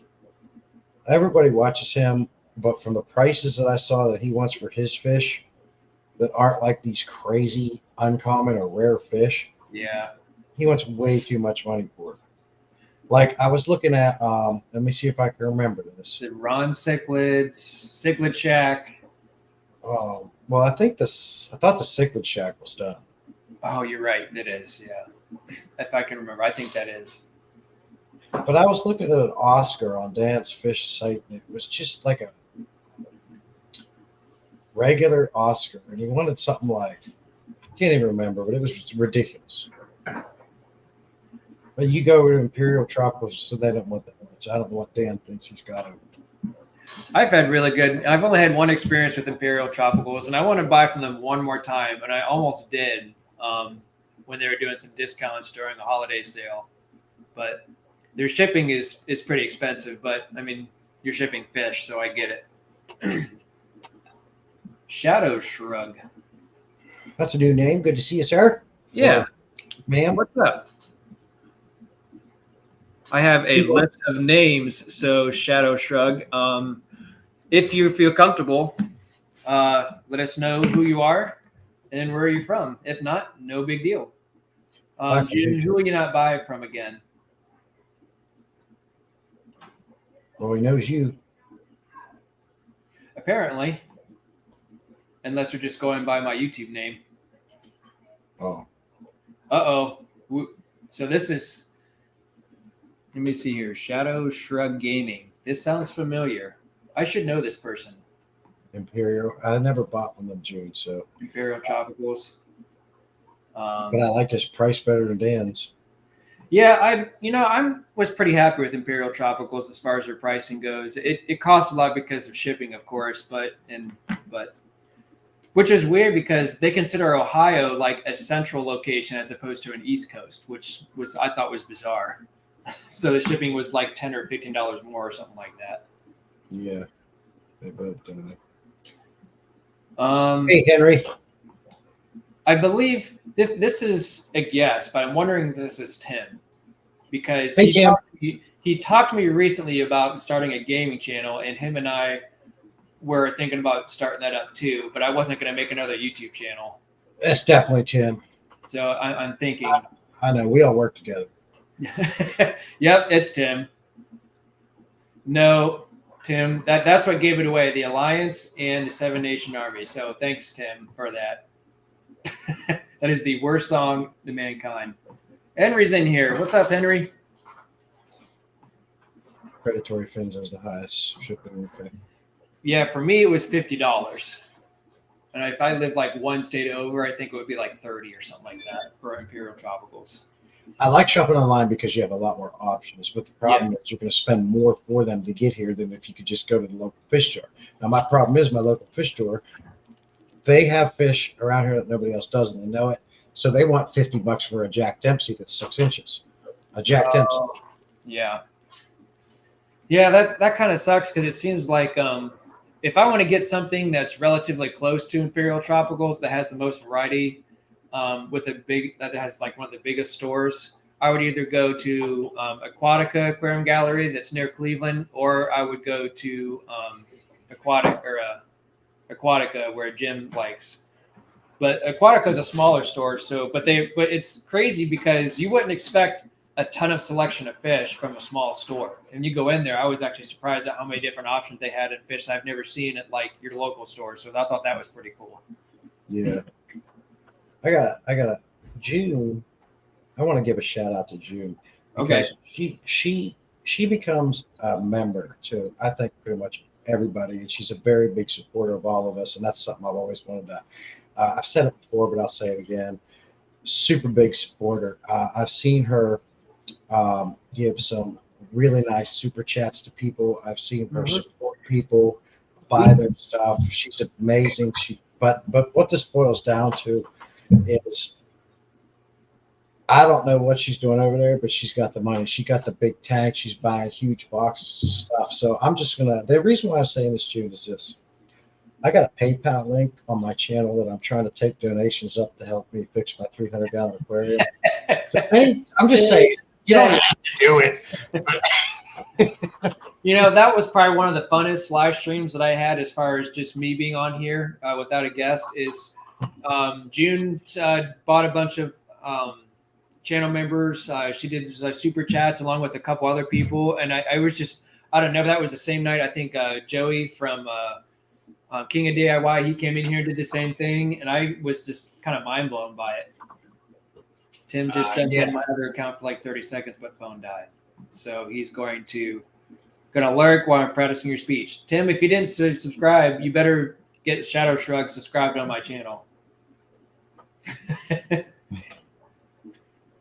She knew it was coming. She knew. Yeah. I'm just messing with you. But June, I'm a lot like you. You're not afraid to open your mouth. Yep. Speak your mind. I know that about her. Tim says you'll think about it. Tim. I won't subscribe to your channel then. How about that? We won't be doing gaming together if you don't subscribe to my channel. Payday is in a week. What's the GoFundMe name? Oh, I don't do GoFundMe's. I have my PayPal link on my channel. That's what I do, and I don't do GoFundMe's. If I have to do a GoFundMe, it would have to be for a major emergency. Yeah, I've never used those either. I did it one time a long while back. You know, I wasn't making much of my job. I bit off more after chew. I had to have a dog that needed surgery. You know how it is when you have a pet we love. And we started a GoFundMe for that, but I'm not going to like start a GoFundMe to, you know, or something like this. I mean, June, in all honesty, it was a joke. I'm messing around, but at the same time, I take donations. Just saying. It'll help me. I got to spend $650 for the glass, or $610 for the glass silicone. I got to get acetone to get all the residual silicone off, and I have to buy some suction cups. So, Heyo. you do not have to do anything. Thanks, Tim. Thanks for becoming a member. Now I have to become a member on your channel. You know what, Jim? You know what Jim is good for? You know what I'm saying? Yeah. You know, happy place. Yep. He comes into the live stream, he says hello, and then he's gone, and you don't see him again. What? What else do you have going on, Jim? Jim, on a Thursday evening? I mean, you're probably just sitting around watching Netflix. I mean, there's better stuff you can watch, like Salient and I. I mean, Yeah. insane. Yeah. Dude, he works late. I know. He probably got off work maybe an hour ago, and then he has to come home, probably get a shower. I think he works like 10 or 12-hour days or something like that. So, Dude, I use that's an excuse. It's called time management. I, for a long time, was working 60 hours a week, working 12-hour days, and I still had enough time to come home and feed the dogs and get a shower and eat dinner and talk to the family and take care of the fish. So I don't know what he's doing. He's doing it all wrong. But that's cool. That's cool, Jude, that you did a fundraiser. That's really cool. Very cool. She's very supportive. Yeah, that's one thing that I really appreciate with June too. Just to follow up on everything that you said, that it is actually, you know, in all seriousness, it's been very appreciative that she's following us around and then she's watching our channels and contributing with everything. So I really do appreciate that. It means a lot. She don't have to do it, but she does. Yeah, that's right, Mad Max. She just yells, complains about them, and Jim doesn't scream at his employees for 8 hours a day. I'm not a boss, so I can't do that. But I could still, as a work buddy of mine, we used to scream at each other too. So it's all good. Let's see here. Swimming with sharks. Shh, shh. Jim's here. Don't sing. Oh, shh, shh. Hey, quit talking about him. Quit talking about him. Don't talk about him now that he's here. Wait till he's not here. Where'd you go? Tim, I already have done that. Not at my place, obviously, but I've already done it with sharks and stingrays on my honeymoon, and that was pretty cool. Neither Jim, but that doesn't stop him. Joy fish keeping. A controlled yell. I didn't know that was two things you could use together. I don't know if I've seen. Do you know who Joy fish keeping is? Yes. Yeah. She come into my live stream several times. Seen her I see her. I don't know why. I think Joy, and I think of a girl, but I don't know if it's a man. Okay. Man. Yeah. But thanks for coming in. Yeah, I'm familiar. Jim says, "Don't stop talking about me because I'm here." Well, we don't want you to hear all the bad things, just the good things. Oh, Jim's Jimmy. Jim, he's freaking awesome. I mean, that guy knows what's going on. He loves Salient Aquatics, and as soon as he leaves, he'd be like, "Dude, thank God he left." Jose, and I've watched his videos too. I know who he is. Okay.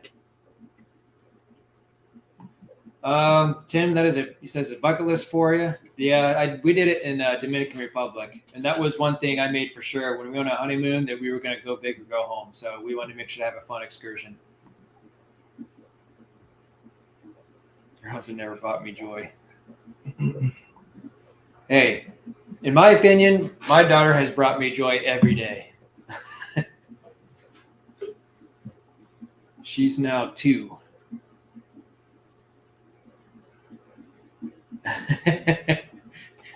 Yeah.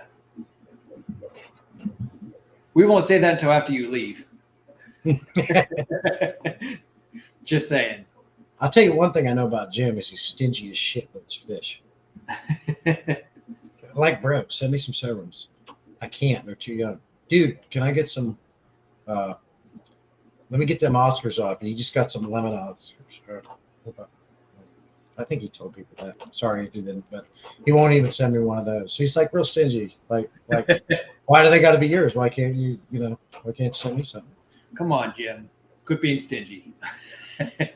This is my wife's dad here. Like, I'm pretty sure if I went to Jim and said, dude, those neon tetras are amazing. Could you send me like 10 of them? No, man, I can't do that. I can't send 10 of them. I can't do it. Like, these are rare. I can't send these. You just don't send these in the mail, right? Just do it. Don't be afraid.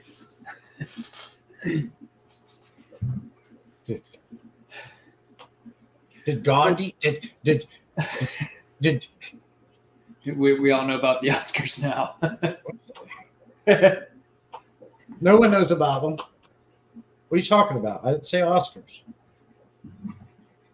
Baby Oscars? No, there's nothing to do with Oscars. Okay. The lemon Oscars is what I was talking about when I saw them on that online store and they wanted a ridiculous amount of money. Mm-hmm. I think it was Dan's fish. Like, I looked up lemon Oscar and it was a ridiculous amount. June says she can send you kittens. You want some kittens? I think one day I'll get a kitten for Alana, but right now fish is enough for us at the moment. Yeah, I don't need any more pets at all. I got 3 big dogs, 1 cat, all these fish, 2 birds. Nah, I'm good on the pets. You got a freaking zoo there. Now's it, just get yourself an iguana. Would you ever own an iguana if you were interested in, like, if you had the space and room for it? Yeah, my wife likes iguanas. Okay. I don't know, man. They're cool. They're kind of creepy at the same time. I like how they walk. They walk like they're tough. Like Yeah, this. they're just. Yeah. When I was a kid, I had an iguana as a pet, but I didn't probably take care of him well enough. And I thought about having one later on down the road after I moved out, and then it never happened. And then the MTS happened, so that's where I'm at. How many people you got watching? How many people you got watching P-Tank? How many? Yeah. 8, 7 watching. 7? Oh, you're good, Jim. You're good, Jim. Not bad. Thursday night must not be a popular night unless it's too early for all the West Coast or too late for the UK people. I don't know. Yeah, but I don't know. I was doing mine at 6. I got, but it's been a while since I've done it. So Yeah. I don't know how many people come on now, but I had a pretty good turnout. 20, 30 people. Yeah, it is because you're here. Go away for a little bit and then come back, and there'll be like 20 people here. Oh, Foxy's live. Okay. Okay. Foxy Cleopatra. Well, sir, we've been on hour 40. I got to get off and take care of some business, sir. Sounds savvy. I was just about to say the same thing. I'm going to spend some time with Lana and Ash, and then if you want, I can text her and see if you want to meet him real quick before we head out. Sure. But he says if he goes away, he's live. Well, you might as well stay on and bring Jim up. I could. Yeah, you ain't got work tomorrow. What you in a rush for? I do not have work tomorrow. Bring up Mr. Jim. Jim, do you want to come up? Let's see if I can figure this out. Invite. Nope, that's not June it. doesn't go anywhere but YouTube. I've already had this conversation with her. She ain't going to go to TikTok. She ain't going to go to Twitch. She ain't going to go to none of this cool crap. She does one thing and one thing only. And the same goes with if you try to call her, she ain't going to pick up. She'll only text when she sees it. She's old school. I don't know if I did this right. Yeah, it's in there. Okay. Hit it. Come on, Jim. Come on. Come on, hang out with us, You man. always try to get me. You always wants me to come up. So let you get there. I'm thirsty. I feel like more coffee. There he is. Hey. So, What's Hey, what- going on, Sir Jim? living a dream. let me just see if I can predict this.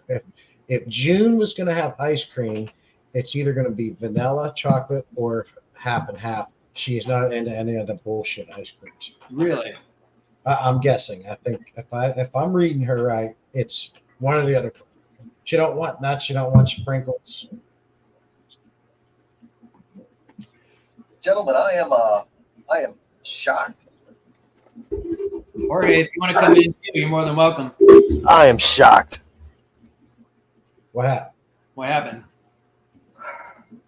Well, I started with eight discus. I now have 2. Oh, shit. Yeah, that's never going to happen again. I heard they're finicky, but then again, if you go to Dan at Everyday Fish Keeping Live, he don't do nothing special with them, and they're doing great. So did you, you bought 2 discus and they had babies and then they lost babies? Or are you talking like you bought full grown discus? I bought 8 discus, and I now have, well, technically 2.5 because one is almost dead. Damn. From Where do Agnew? you think it's from? Yeah, I don't know. They Clean look water, good food. Well, there, Mad Max told you the problem. Yep. Welcome to discus fish keeping. I do have a breeding pair, though. So I guess hopefully that they can breed so you won't have to buy any more, maybe. That would be nice. Yeah. Oh, man. They don't like me. You're absolutely right, June. They do not like me. However, I don't know if you guys seen the video of me getting that Midas cichlid, but that dude loves me. Front and center every time you go up to it. Every time. Meets me at the glass every morning, man. That's cool. He's going to be pissed when I move him again, though. You're putting them into a bigger tank. He's going to go somewhere. What's up, Jorge? Hey, what's up? Jorge? Que paso? Gotta pay attention or I'm gonna overrun a tank real quick. There's Big Daddy Dog. I did my water changes too. Yeah, that's what I've been doing. That's why I haven't been chatting too much because I've been Okay. messing around with the tanks. Working and lurking. Yep. They Mexicali sent me fish they committed before they entered California. I said the fish too. Oh, Big man. club. Hey, Did another they? congratulations to you, Jorge, for 2000. Absolutely. Thank you. Yeah. Thank you. Woo woo. Yeah, man, we were so I don't know if this gentleman's not going to be in your live, and most of you people already know me. One of my channel members sent me 2 lemon Oscars. Really? I didn't know that. Jesse, shut up, you knew. I didn't. That's crazy. Jesse's the one that sent them to me. He got trouble dealing with the headache, so he passed it on to you. Yeah. He's also sending me that 300-gallon tank. Yeah. He's going to go find I'll a take the- bigger, better one. I'll take the glass off for you and like put cardboard in the back of it. Bye, Mom. Back from Mom, why are you Florida. going to Florida? Safe trip. Mom, why are you going to Mama. Florida? Mom. It's just like stupid. Mama. Mama. Why would you go to Florida right now? There's a hurricane going through there. What's that? I know. Hey, Yeah. have you heard from Mexicali? You heard from Funk? I talked to him like the day after my live stream. Yeah. I sent him a text today, asked him if he was doing good. I never heard from him. Yeah. Well, he's been a He's little over on worried. that. He's over on that side, man. Where On the what side? hurricane's coming. The hurricane's Oh, coming yeah, towards. yeah. Oh, that's right. I know. No, he's a little bit further up north, though, isn't he? I don't know where he is. Yeah, he's in Lakeland. It's not. It's a little bit further up north. I checked on a few of my Florida peeps. Checked on Big Brother Drew. Swiffle's Oh. up there. He said, Oh, he yeah, said it's Swiffle. affecting his house. Yeah. He had to do hurricane watching too. Oh, I don't even know what's going on. I don't watch TV, so unless it pops up in my YouTube feed, I don't find out about it. Mom, is my dad already there and you're leaving tomorrow? If she's still in here. I think it's funny when people say, I gotta go do my hurricane watch. What how do you, it's there. It's like, look up. hold on, it's windy. It's raining. Oh, here it's here right now. You don't gotta watch it. It's there. You can There's feel no way it. to beat it. Yeah. So, Jesse, when these severums get big enough to ship, you have some coming your way. Really? Why? Yes. What's why the change of heart, buddy? That's always been the plan. Oh no, I thought you've been You just stingy didn't need to before. know about it. All right, Mom. Thanks for letting me know. Appreciate it. Well, You guys, you had time because I gotta get this tank fixed. Well, Mad Max said he was gonna come help me, I think, this weekend. I mean, when I tell you these fish are small, they're that big. Yeah, they're just little brand new babies. We got Yeah. What's that? The discus? No, I got like right here in this little tank right here. Yeah, the There's like seven. Sorry. 100 severums in there. Yeah. Yeah, you And then I got to just get got them guide size before you can ship those guys. Yes. And I have another tank. I pulled another clutch. I got another 100 of them probably. How big do they get? Jim and I, we should be doing a fish swap here soon. Yes. I got some Akara for you. Mm-hmm. And what did you say you wanted again? Was it the I don't yellow tail? I don't remember what the hell it was. I think we were talking about OBs and yellowtails.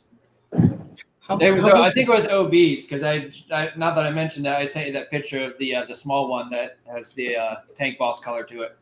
Are you interested in Kenya cichlids? I have too many. I was gonna say I've got like 50. Yeah, they breed pretty quick too. I've got a breeding pair in my 90 that just keep going. Yep. How you Yeah, gonna mine are breeding.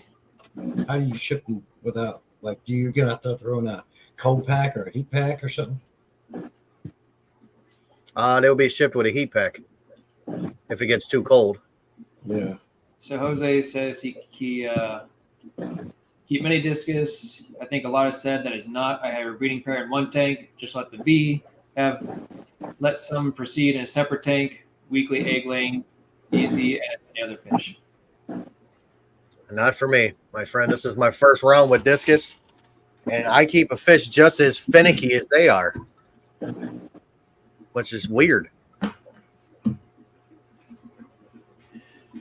Every situation's different. Man, people are telling, I mean, I'm hearing, you need to change the water every day. You need to change the water every 3 days, every 5 days. I'm like, look, if I change that water every day, I'm going to spend all day here. Yeah. Yeah, Swiffle told me that when I was raising my angel fry. I'm like, dude, I can't. I just can't. There's no way I could breed fish because I don't have enough time to commit to it. Yeah. Correct. Now, if this was my main job and my main, hobby / job, I should say, then yeah, I could probably do that. But it's not going to happen for me either. George can breed some angelfish. No, not. I mean, I'm starting to get the hang of it, but I just had another pair off, but the male hasn't figured out how to fertilize the eggs yet. So I have a whole. Yeah, I got a little clutch. He's relatively young, so this is his first go at it. So just put some berry white on and let him get it on. Do you have any of the blue angels? I want a blue angel. No, I don't have anything fancy like that. It's just regular, like marbled and golden. That's all the ones I have. The one that I want to breed that won't breed is my my gold severums. Oh, okay. They will not. My turquoise and my greens all day long. Like this batch right here is turquoise. The other batch that I just pulled out last night are green. I'm like, Wouldn't be cool. How my big? red shoulders won't breed. How big do you severums get?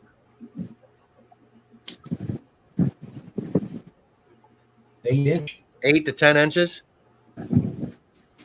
About as big as a Dempsey. The body shape of them can be kind of like a discus, to be honest with you. They get pretty round and tall. Yeah, I know what they look like. I think they're cool. That'd be cool. I just hope my Oscars don't have a problem with them. I might have to leave the Oscars in that 125. They're setting their pace. Turn on fish. Like, I don't know. Where's he at? I have one severum in this tank right here in a 240. That is. Oh, what the fuck happened to you? Excuse my French. Hey Alexa. Hey Alexa, turn off virtual background. I'm not sure how to pinpoint your screen specifically, Jim, so we can look at it. Oh, just put them on solo. Top right hand corner on the screen, you'll see 3 dots. Hey, look at you. Like down at the bottom where it shows the people in the studio. Yeah. If you hover over my picture, it'll say full screen in the left corner. Yeah. So there's a severum right over here behind this stupid little Svenai. He's literally that big. Dude, I want spin eyes. That's just one of the ones I was looking for. I got 2 right there. Okay. $180, I think I paid for those. Oh, I found them cheaper than that. Full grown. 2 4-inch. Yeah, these ones are full grown. My Oscar got its butt whooped. By who?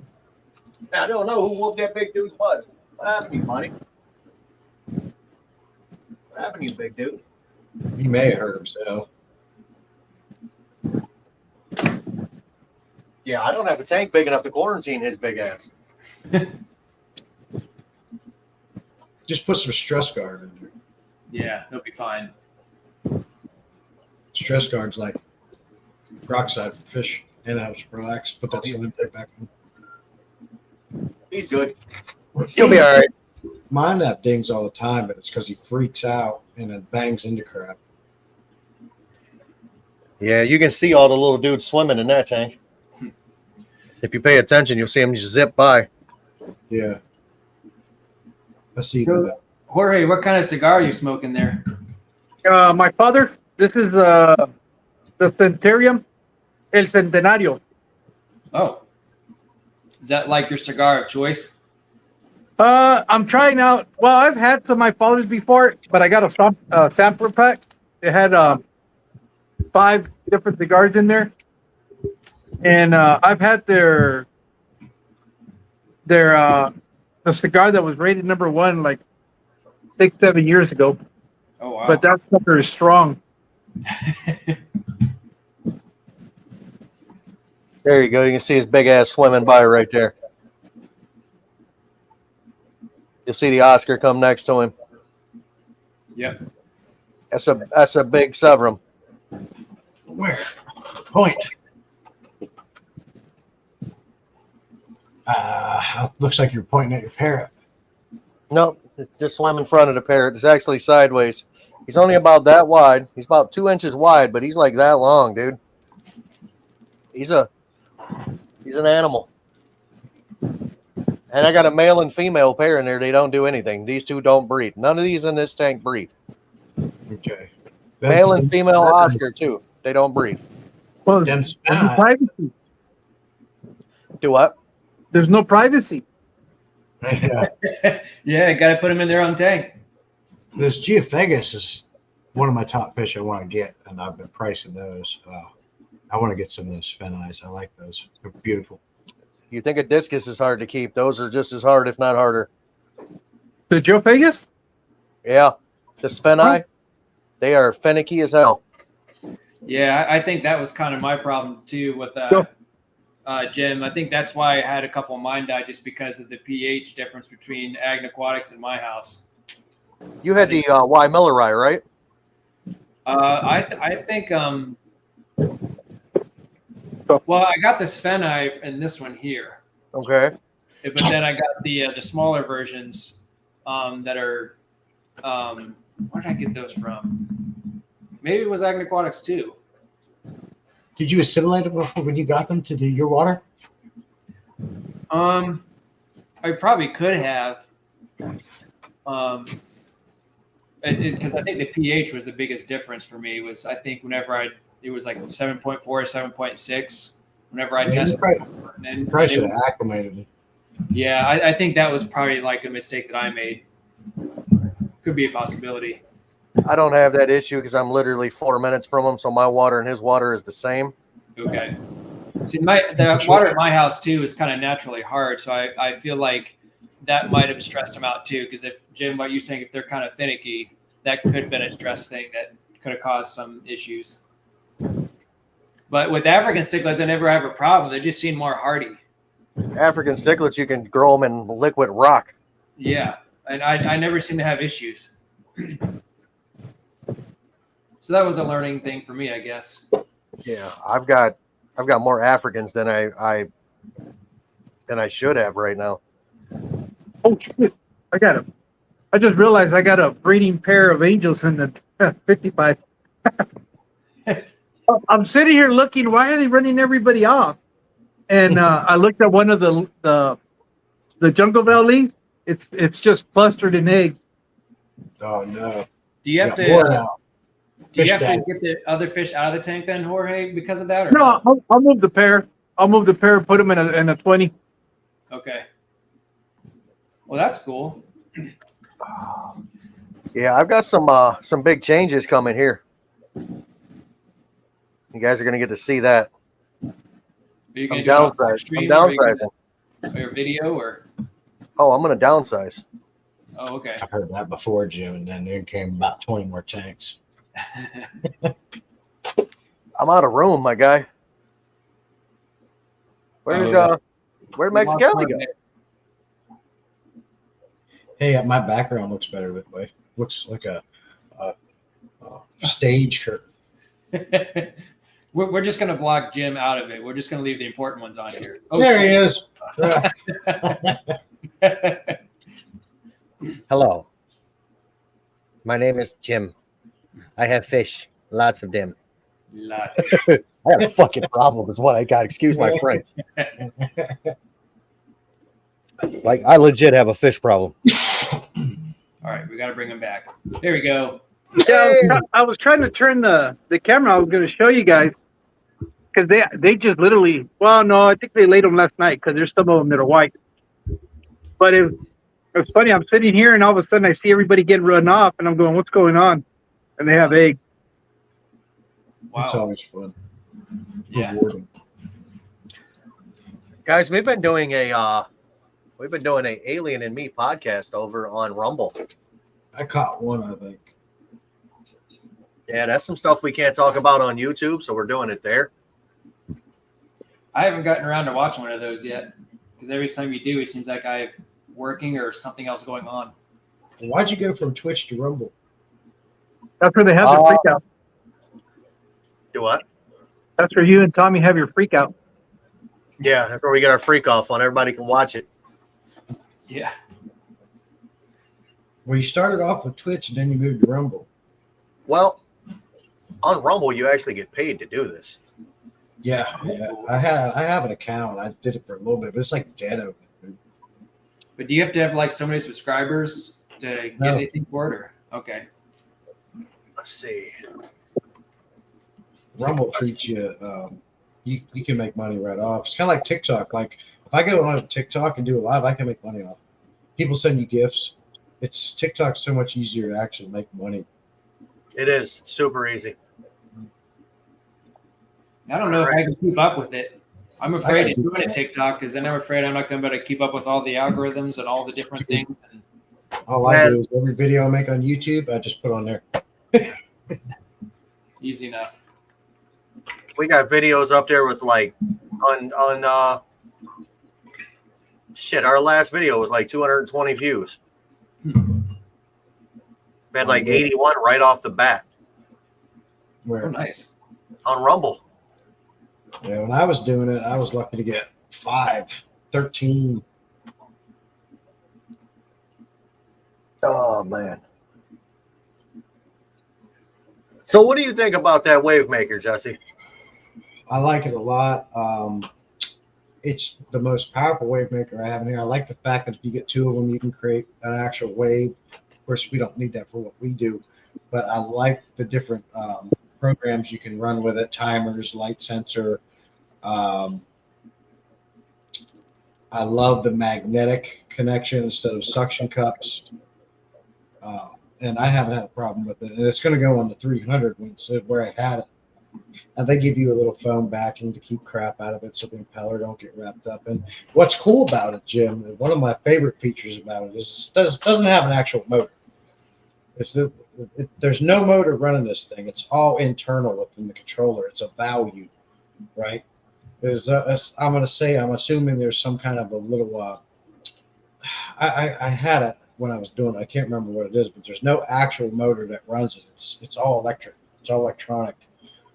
It sends value to it. And God, I can't remember what it is now, but you know what I mean. I do. So a lot less maintenance free and things like that.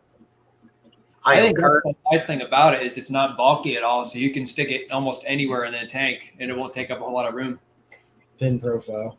Yep. It is. It's decent. I got it in my 90 right now with my African cichlids. They love it. Yeah, it's got a lot of juice. I got to turn down though, because if I don't, I'm gonna blow them around the tank. They can't swim. Yeah. Now I will tell you this: that pump they sent me, I was telling you about, was supposed to be 1,060 GPH. Yeah.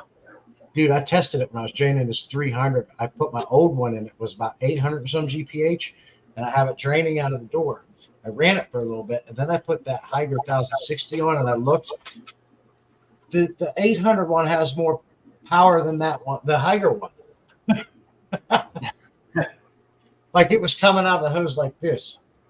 My 800 one was shooting it. Do you have any wave makers, Jorge, in your tanks or no? No, I'm trying to go away from all electronics other than light. Okay. Hey, Jordan. All dirted planet tanks. Well, you could do it the old school way, Mad Max, like I do. I Yeah. just light my aquariums with candles. Yeah, I started installing the air loop that I'm having second thoughts whether I'm going to use it or not. Okay. But That's you still need air to be able to catch brine shrimp and stuff. I'll give it some use, but not that. I was thinking the little pump that I'm using was not going to be enough, but now I'm thinking it's going to be too much because there's not. I have an entire rack. I have 12 tanks that are running 14 tanks. 14 tanks that I'm just, it's just biological filtration. No air, no nothing. That's cool. And they're fine. That's awesome. So I think that's one thing that was unique that I really like about your fish room is everything's just planted. yeah, I have plants. And I have duckweed. So, but I still have to do water changes. I mean, I still do those. But yeah, I like the fact that I'm not running anything on them. Quiet, but save money on Quiet, electric. yep. Like all these behind me right here, these are all running. That one's running Turtle Sump. That one's running the under gravel. That Okay. one's running sponge, and sponge. But That's I it. just wanted to try something different, and so far it's working out pretty good. So That's good. Now, when did you buy that under gravel filter? Back in 1800s? Or? no, actually, I bought it maybe like a year ago. They still have them on Amazon, man. I actually know. make my own now, so I don't even buy them anymore. Well, you said you were having second thoughts on your air loop system. Why is that? Because I'm not running air in a lot of tanks already. And they're doing fine. Yeah, they're doing fine. Okay, that's what I figured. The plants are doing all the work. Yeah, the only reason why I think I'm still going to continue to do that is because if I don't get a AC unit by the summer, I need to run air stones because I need that water agitation so that the oxygen will get real low if I don't do that. Yeah. And you don't want your water to go stagnant. Your water movement's good because you don't want it to go stagnant either, right? That's what Father Fish says, isn't it? So, but I mean, stagnant. These guys are fine right now. I mean, they don't have any water movement. I mean, no extra water movement or nothing. I mean, they're literally just water in a box. That's it. Yeah. Easy. You think they would move the water around themselves, going to the surface? Mm-hmm. There is some water movement because the fish are propelling themselves by wiggling their tails and stuff like that, their fins. But even if there wasn't anything there, even though it's very slow, there's still some water currents occurring inside the aquarium. Yeah. Like Jose down here trying to rub it in, you see? Yeah, he has zero problems with his tanks. Yeah, I wish I had that issue. The only tank right now I have an issue with is literally my damn discus. Everything else is fine. I had to jump off, fellas. All right. Have a great night, Jesse. I'll talk to you tomorrow, sir. Thanks for coming in, and thanks for the live stream, man. I appreciate it. Jesse was a special guest, and now he's gone, and we're hanging around. It's all Always good. good to see you, Mad Max and Jim and P-Tech. Thanks again. Yes. Oh, no problem. Nice hanging with you. Yes, sir. Have a great night.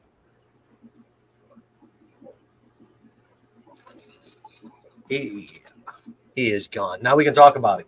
Just like we talked about you. Hey, man, you know what it is? What it is. If somebody's talking about me, they're giving somebody else a break. Yeah, that's true. George, I have to say, man, I look forward to opening my Instagram every morning. Oh, Yeah. I may not respond to all of them, but I still look at every one no, of them. you're not supposed to.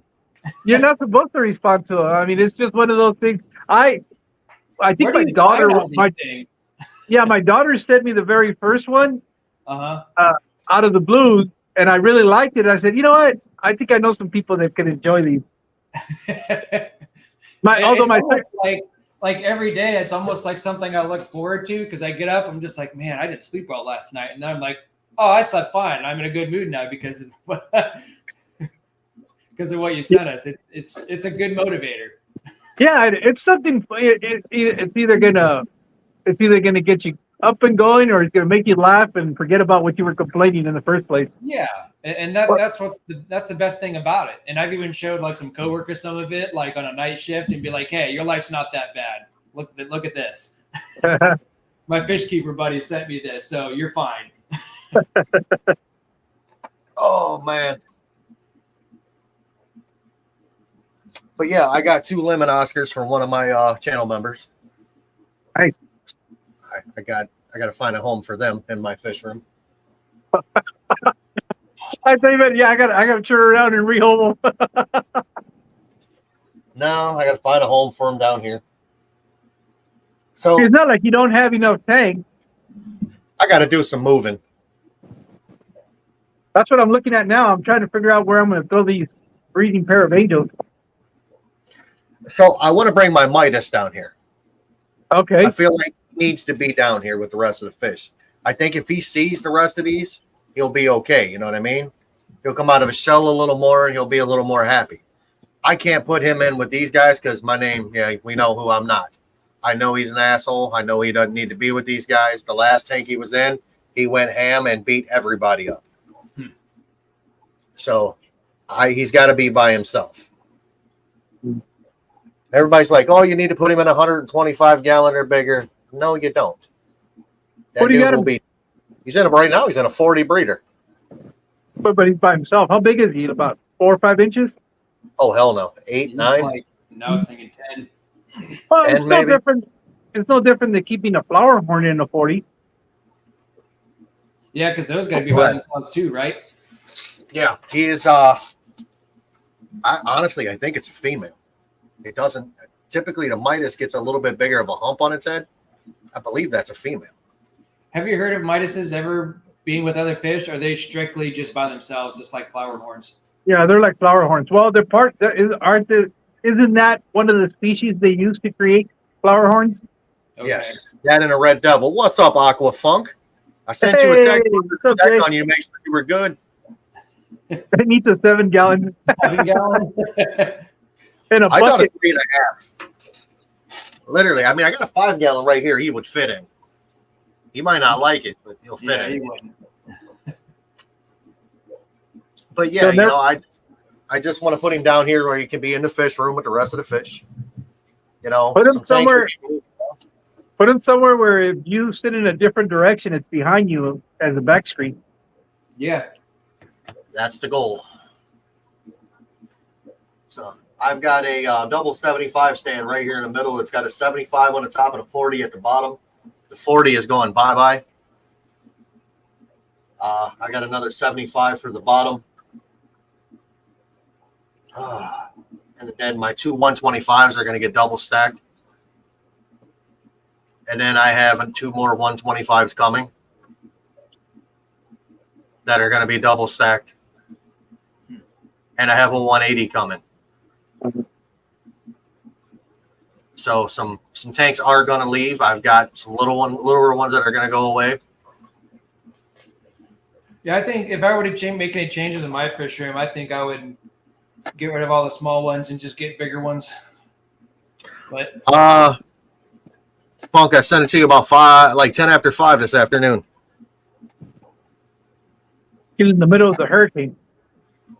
Yeah, I was like, I'd call him, but I'm like, I'll send him a text. If he's not busy, he'll answer. If he's busy, he'll get back to me when he's not busy.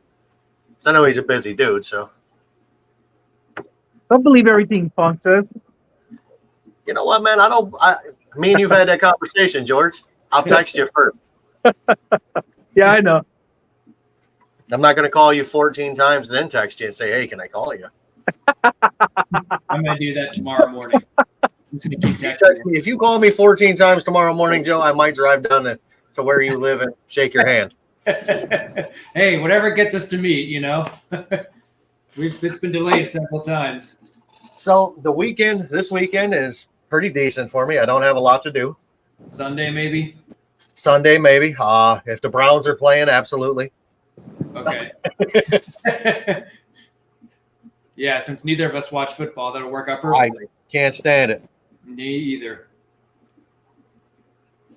Yeah, you know, I seen, you know, like we got the hurricane going on down there. I'm checking on my people that's in Florida. Like I said, I sent Big Brother Drew a message. I checked on Berto. I checked on Aquafunk. That's the only people I know in Florida other than Swiffle, but I don't know how to get a hold of Swiffle. Yeah, other than on here. Yeah, I hope everybody's good.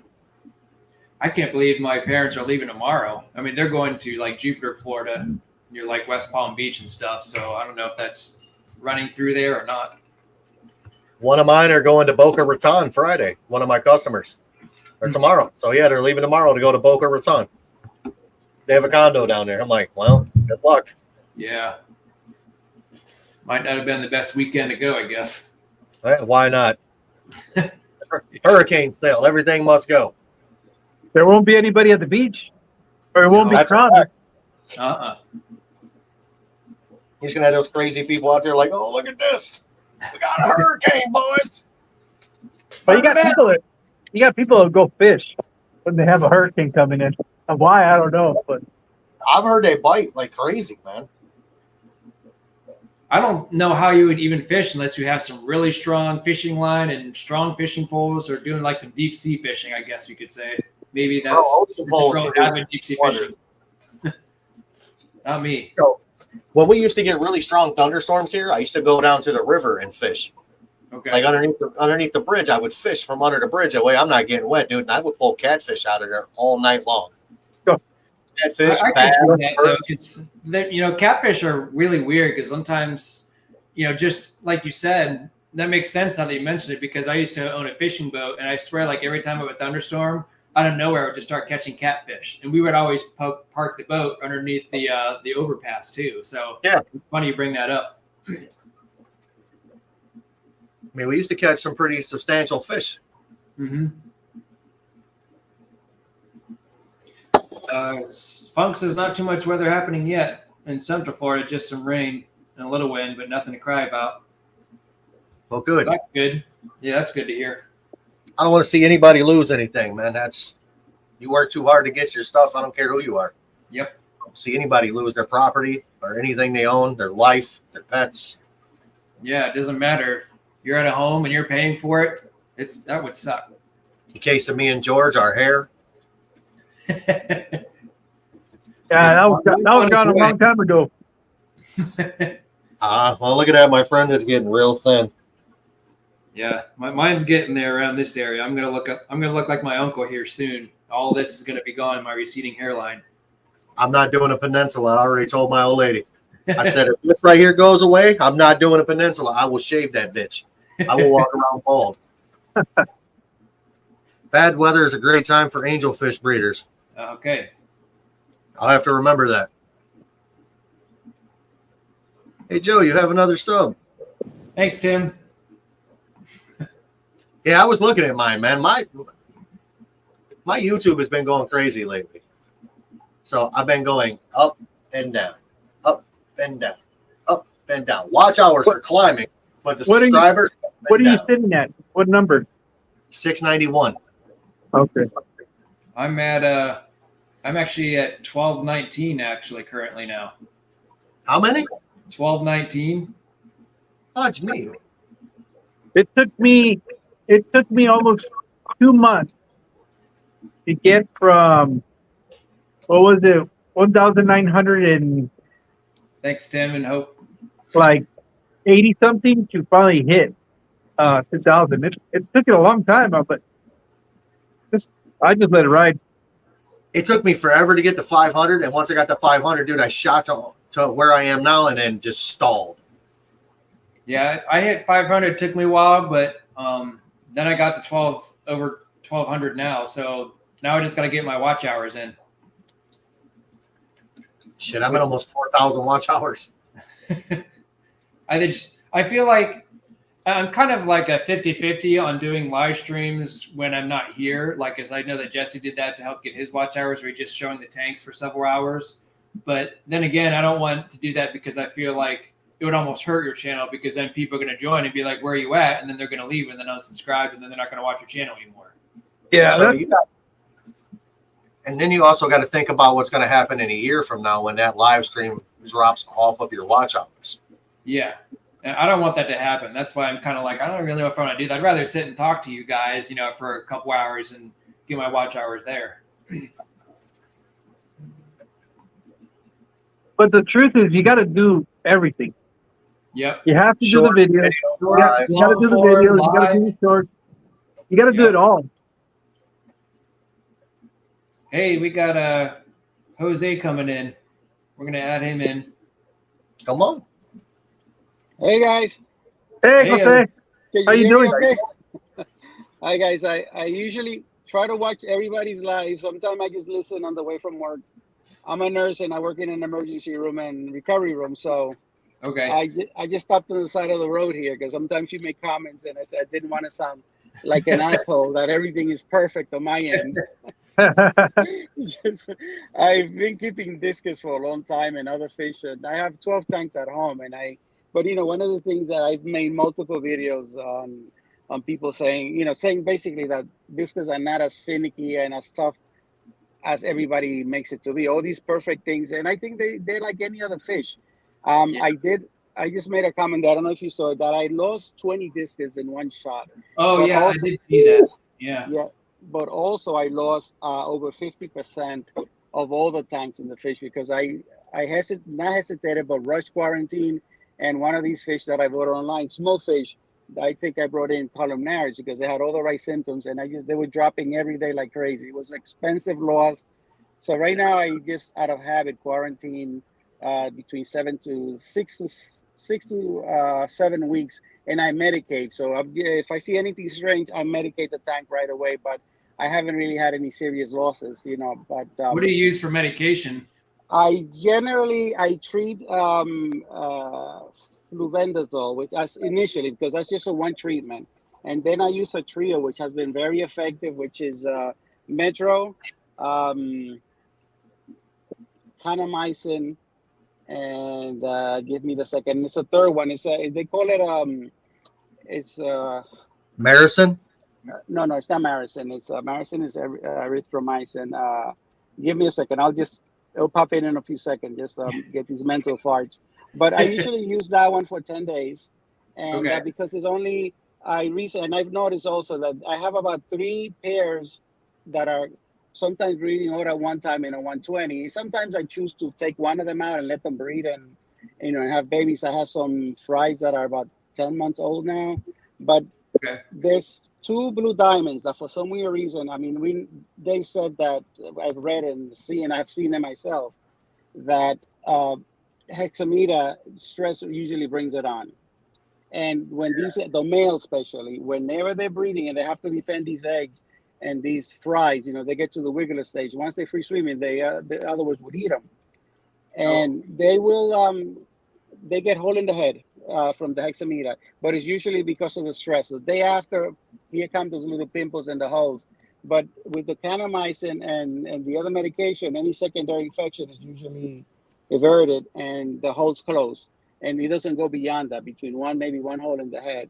But Wow. I use that, and I treat. I usually try to feed them medicated flakes that I just buy them that way. And while I'm treating them, I also feed them for internal parasites. Like the Prasipro, for example, or Prasiquantel in the Yeah. food. So I try to cover everything, because I think once I've had a tapeworm, one of the discs passed a tapeworm, but I've not had really a lot of the issue. I think just out of caution, and most of the discs that I have, they all between 5 to 7 inches, and we're talking about 200 or more range for some of them. So when if you lose, you're gonna lose big. And I think it's an investment for our joy, not investment in the money sense. Mhm. But you spend time and money, and I'd rather take the caution and not be and not have losses like that, not painful losses like that. Yeah. Yeah, I just took it. If I lose the rest of them I have, it's a $500 loss. Yeah, I think I lost about $4,000 in that one shot, just in discus alone. That's a big loss for That me. is Yeah, a huge loss. yeah. So I said I'd rather be careful, take my time. I Yeah. have 6 tanks that I use for breeding purposes, for quarantine, and treating any sick fish that I might see. If I see one, I just take it out, treat it. Yeah.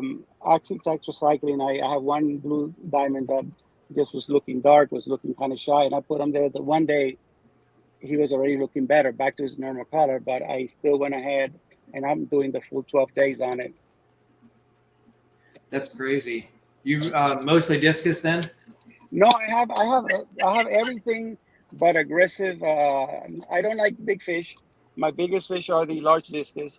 Okay. I have a mix of tetra. I love barbs. I have tiger barbs. I have some geophagus, electric blue acaras. I have pretty much a mix of everything that can get along with everything else.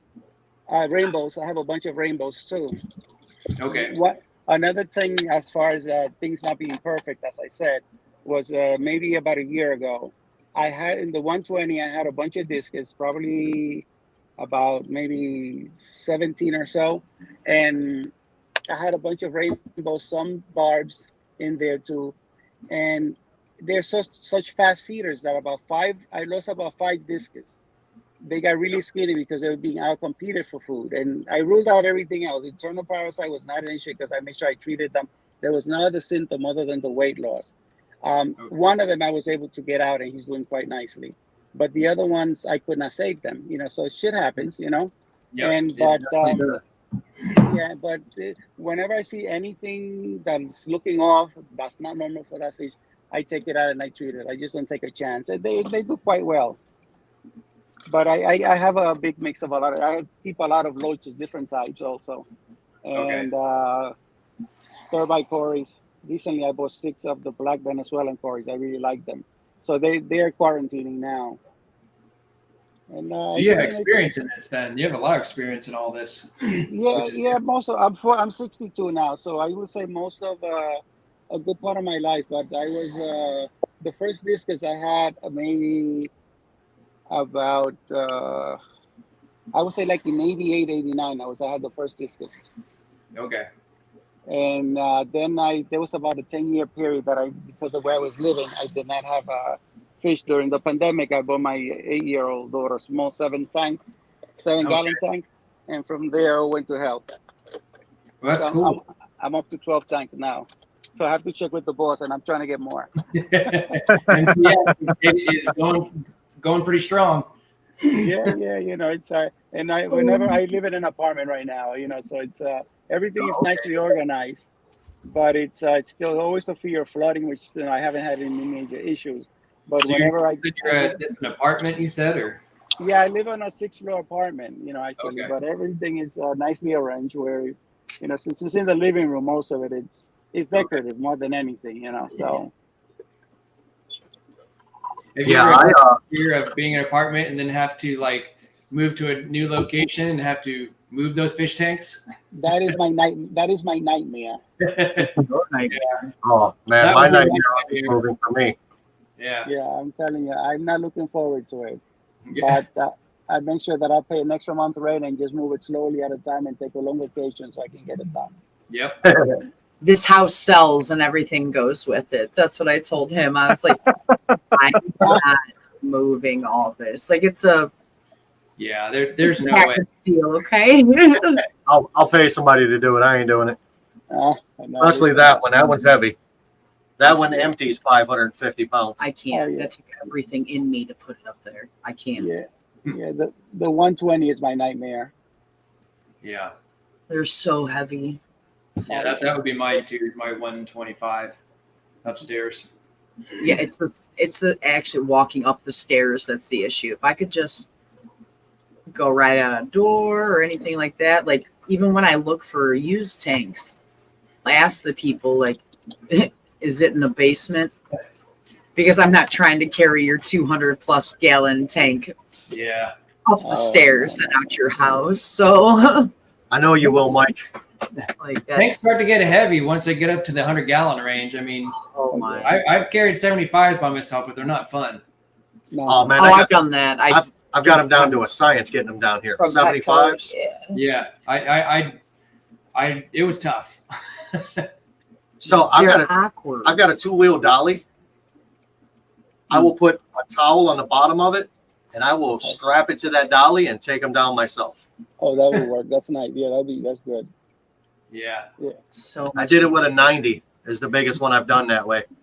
So Jose, you said you're like a 6th-floor apartment.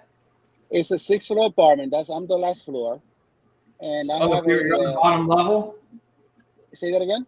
You're on the bottom level of the apartment, or you're at the top level. No, Tippy I'm top. on the last floor. Oh, okay. Last So floor. you've had experience in carrying aquariums all the way up there, then? Well, the 120 I pay for delivery for the place that I bought it, so I didn't have Okay. to carry it. All the other ones are 90, and from there down, I've carried, so they were not that heavy. Said the hell flying up right in the trailer. Oh wow. Okay. Yeah, and the elevator coming up is a small elevator. I really wanted a 180, but I was concerned about the weight on the floor. Yeah. And- They're awesome. That'd be crazy. oh, no kidding. Like you said, knock on glass, you don't have to move these tanks again. those aren't moving ever. Like I said, they go with the property. No Oh moves. man, It is now a structure of the property. Yeah, especially when you get to the MTS like we all have, and we're starting to get an actual fish room together in our own little spot, just like we all have. I've been lucky also that my wife was not really. You all right there, Jorge? Yeah, I ran over a tank. Oh, Oh damn, that's not a good thing. You didn't fall in it. Eh? but Jose, you said you're lucky that your wife's into the hobby too. Yeah. Then. You know what happens is my wife. I'm from the Dominican Republic, and back then, I used to go to the stream. I used to escape from my parents when I was like 8 and go to collect fish. And my wife said that her father used to take the car batteries and empty them out. Yeah. And that used to be like where they would keep small fish. But she never kept a real aquarium. So we got she's now 8, my 8-year-old daughter. This is from my last marriage now. My oldest is 39.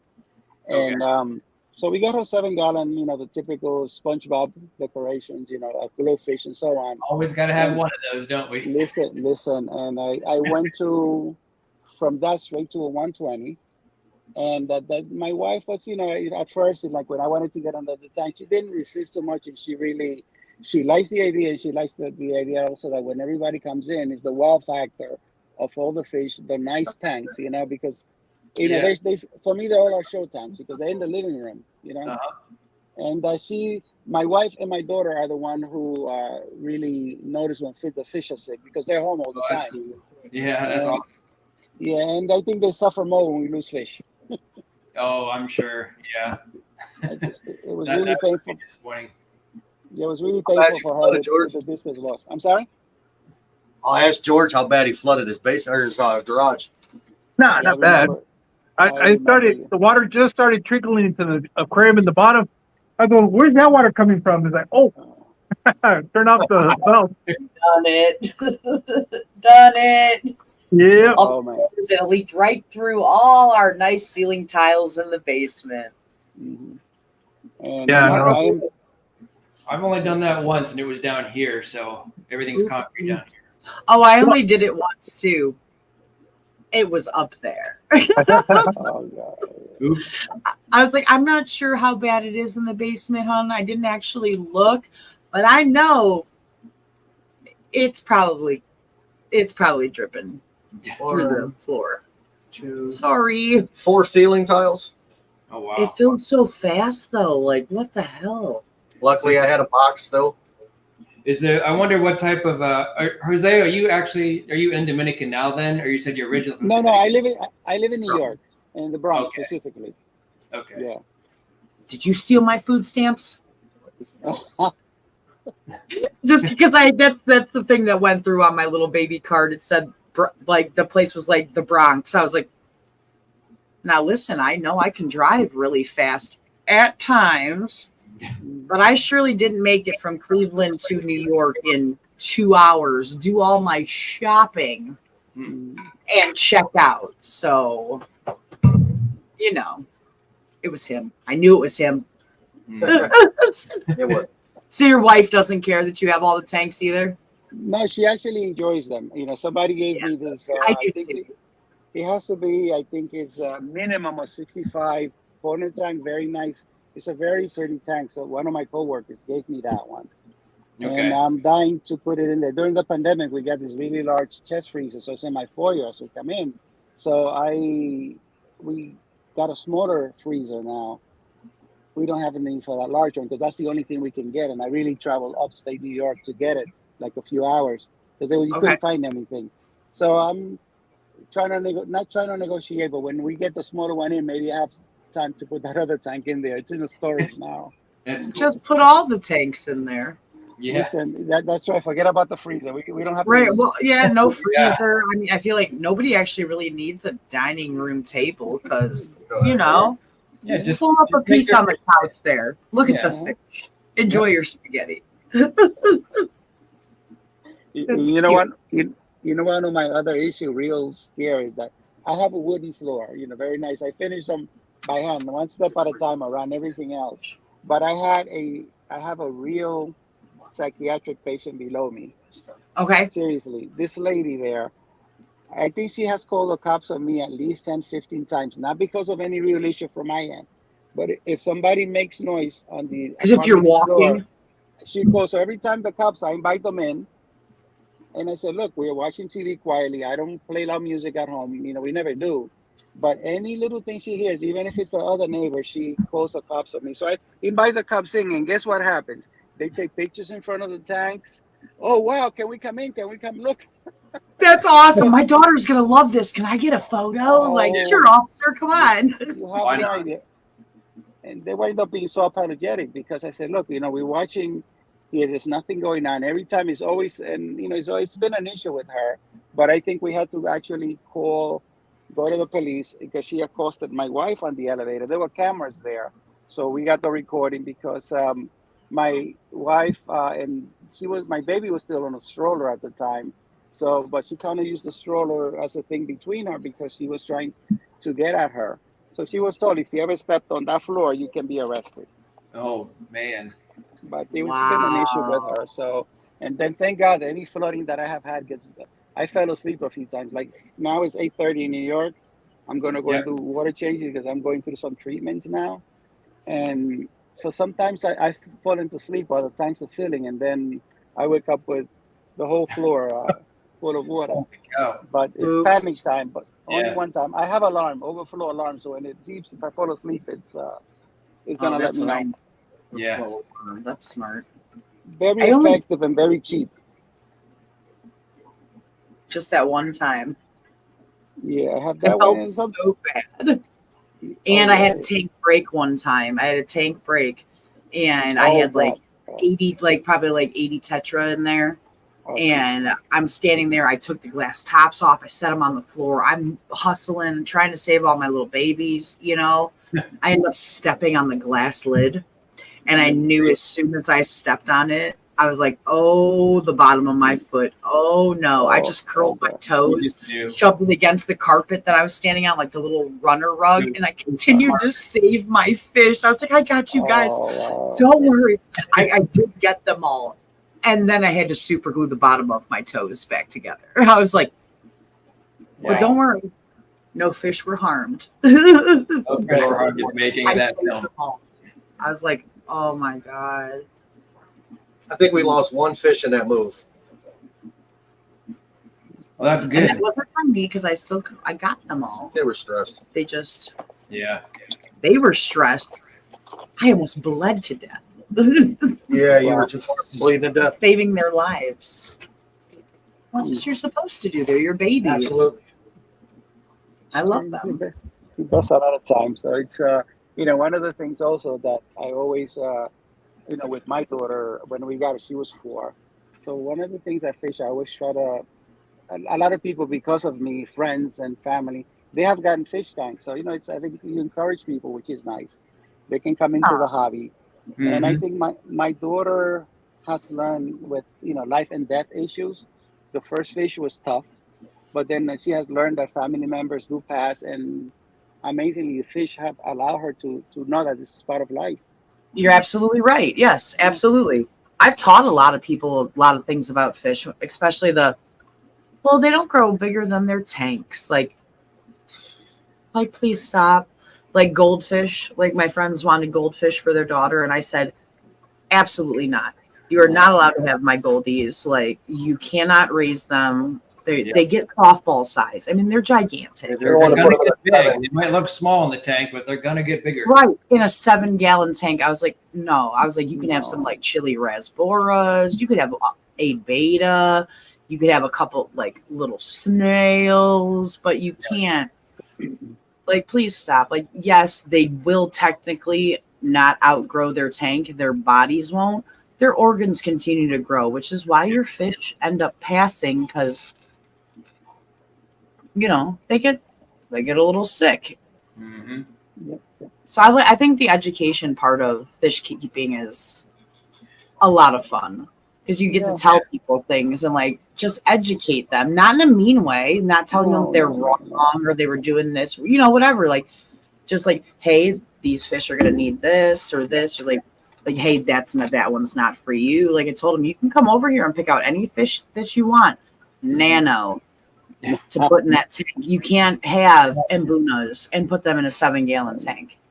Yeah, I'll tell you what. Whenever my daughter gets older, because she's 2 now, and she helps my wife feed the fish whenever I'm at work. But it's been fun. She's got to help her a little bit. Long story short, but if whatever fish that she likes, if she's still into fish keeping, if I'm still doing this YouTube thing and doing fish keeping in the future, if whatever fish that she likes, she's more than welcome to have. Even if That's it's awesome. small little, even if it's this little cardinal tetra or something like that, whatever she wants. Absolutely. What she gets. I mean, God knows you have enough room back there. Yeah. Well, like anything you want, sweetheart. Yeah, just pick one out and we'll put it upstairs for you in your room and we'll figure it out. See, that's awesome though, and it's so peaceful. Like it really is. It's tranquil. It teaches kids like A little bit of responsibility. for like themselves. absolutely, Yep. and like just about like Jose said, like just life in general. Like you know, you get this thing, you love it, you feed it, you take care of it. You know, eventually it passes. You learn to deal with grief and stuff like at a small At a small capacity, percent as opposed to and then like. It kind of gets you prepared for the real world in a sense. Yeah, I think it's really cool. Like I never wanted to keep fish, and then this one's like, I got this 10-gallon tank, cool. I got this 30-gallon tank, cool. I got this 125-gallon tank. You what? Now we're looking at like 20 plus tanks down here, and I'm like, it just happened, guys. I mean, like, oh my God, what has my world became? yeah. I don't know if any of you guys know this, but like what all started this whole entire thing, other than the African cichlid hobby, but my dad was in the process of moving, and he had a 29-gallon stand, which now my friend Tim has. I donated to him. Oh, that's cool. But when he was moving, like I hadn't seen that stand since I was a kid at his church that he was at, and I remember his tank being there, and I really loved it as a kid. Well, then I hadn't seen it since, and then before he moved, 4 years ago, I was like, "Hey, was that stand in your office at the church?" And he says, "You know what? I think so. I just forgot about it." He's like, "Hey, can I have that?" And he says, "Yeah, go ahead." And that's what started it all. That's awesome, though. And it Yeah, just when refreshed he my got whole the 10 memory. gallon from my dad, I was like, Yeah. And like honestly, I don't even know if I would have gotten into the hobby if it wasn't for that stand in his basement. I always kind of That thought one about getting thing. fish, but I was never like, hey, let's do this and let's be full throttle into this. And that kind of like started it all. So well, 'cause people don't really think about it. Like when you say fish keeping, I think people's minds literally either go to goldfish yeah. in the bowl Yeah. or saltwater fish, Mhm. giant saltwater tanks. You know, I don't think people have a clue that there's so many. I know I didn't. A lot of options, a lot of different ways to do it. I didn't have a clue that there was so much involved. Like, but it's easy. Like it really is. People make it difficult. Like you don't need to take everything out of your tank when you clean your tank. No. Why did you take When I was fish younger, out of your that's what I tank when you thought. cleaned it? Like That's what I thought when I was younger. You know, yes. stuff at your fingertips, to look information So up. you have Back no then, idea. You're going by encyclopedia, your fish store. I was a kid in the early 90s. Like, listen, I couldn't go on Google and be like, hey, how do you do this? Like, I would need to go to a library, go to the card catalog, flip through Dewey, figure out where to go. Like, it wasn't. Yeah, Now- I always thought that you had to have bubblers in your tank, and now you got, And Jorge, bubble- he's got all his tanks, and most of his tanks you don't even have any filtration other than the natural filtration. So Right. Well, I mean, plants, though, I try to tell people if you plant your tank heavily, you will literally like never have to actually clean it. Yep. It does it itself. It's literally its own ecosystem. Like, just Yep. keeps doing its thing. Right light, right plants, right I was clown telling puke you- gravel. I'm sorry. Yeah, I was telling George when he invited me to a live with him a while back. I was telling him when I was like 13, that was my first real fish tank that my mom gave me. It was a 20-gallon long, and once a week or whatever, however often I used to get to change it, maybe once a month, I don't know. But you would take all the fish out, take all the gravel, take it to the bathtub, wash everything out. Which of course was all wrong. you're like, no, it's dirty. It's got to get cleaned. Just let me Listen, that totally kill this cycle right quick. Like, what cycle? yeah, because you have no idea. You don't. I mean, you You just don't don't know until somebody tells you.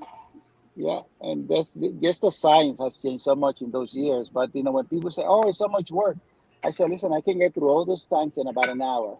Change all the water, do everything, and once they Yes, settle, exactly. algae is not much of an issue.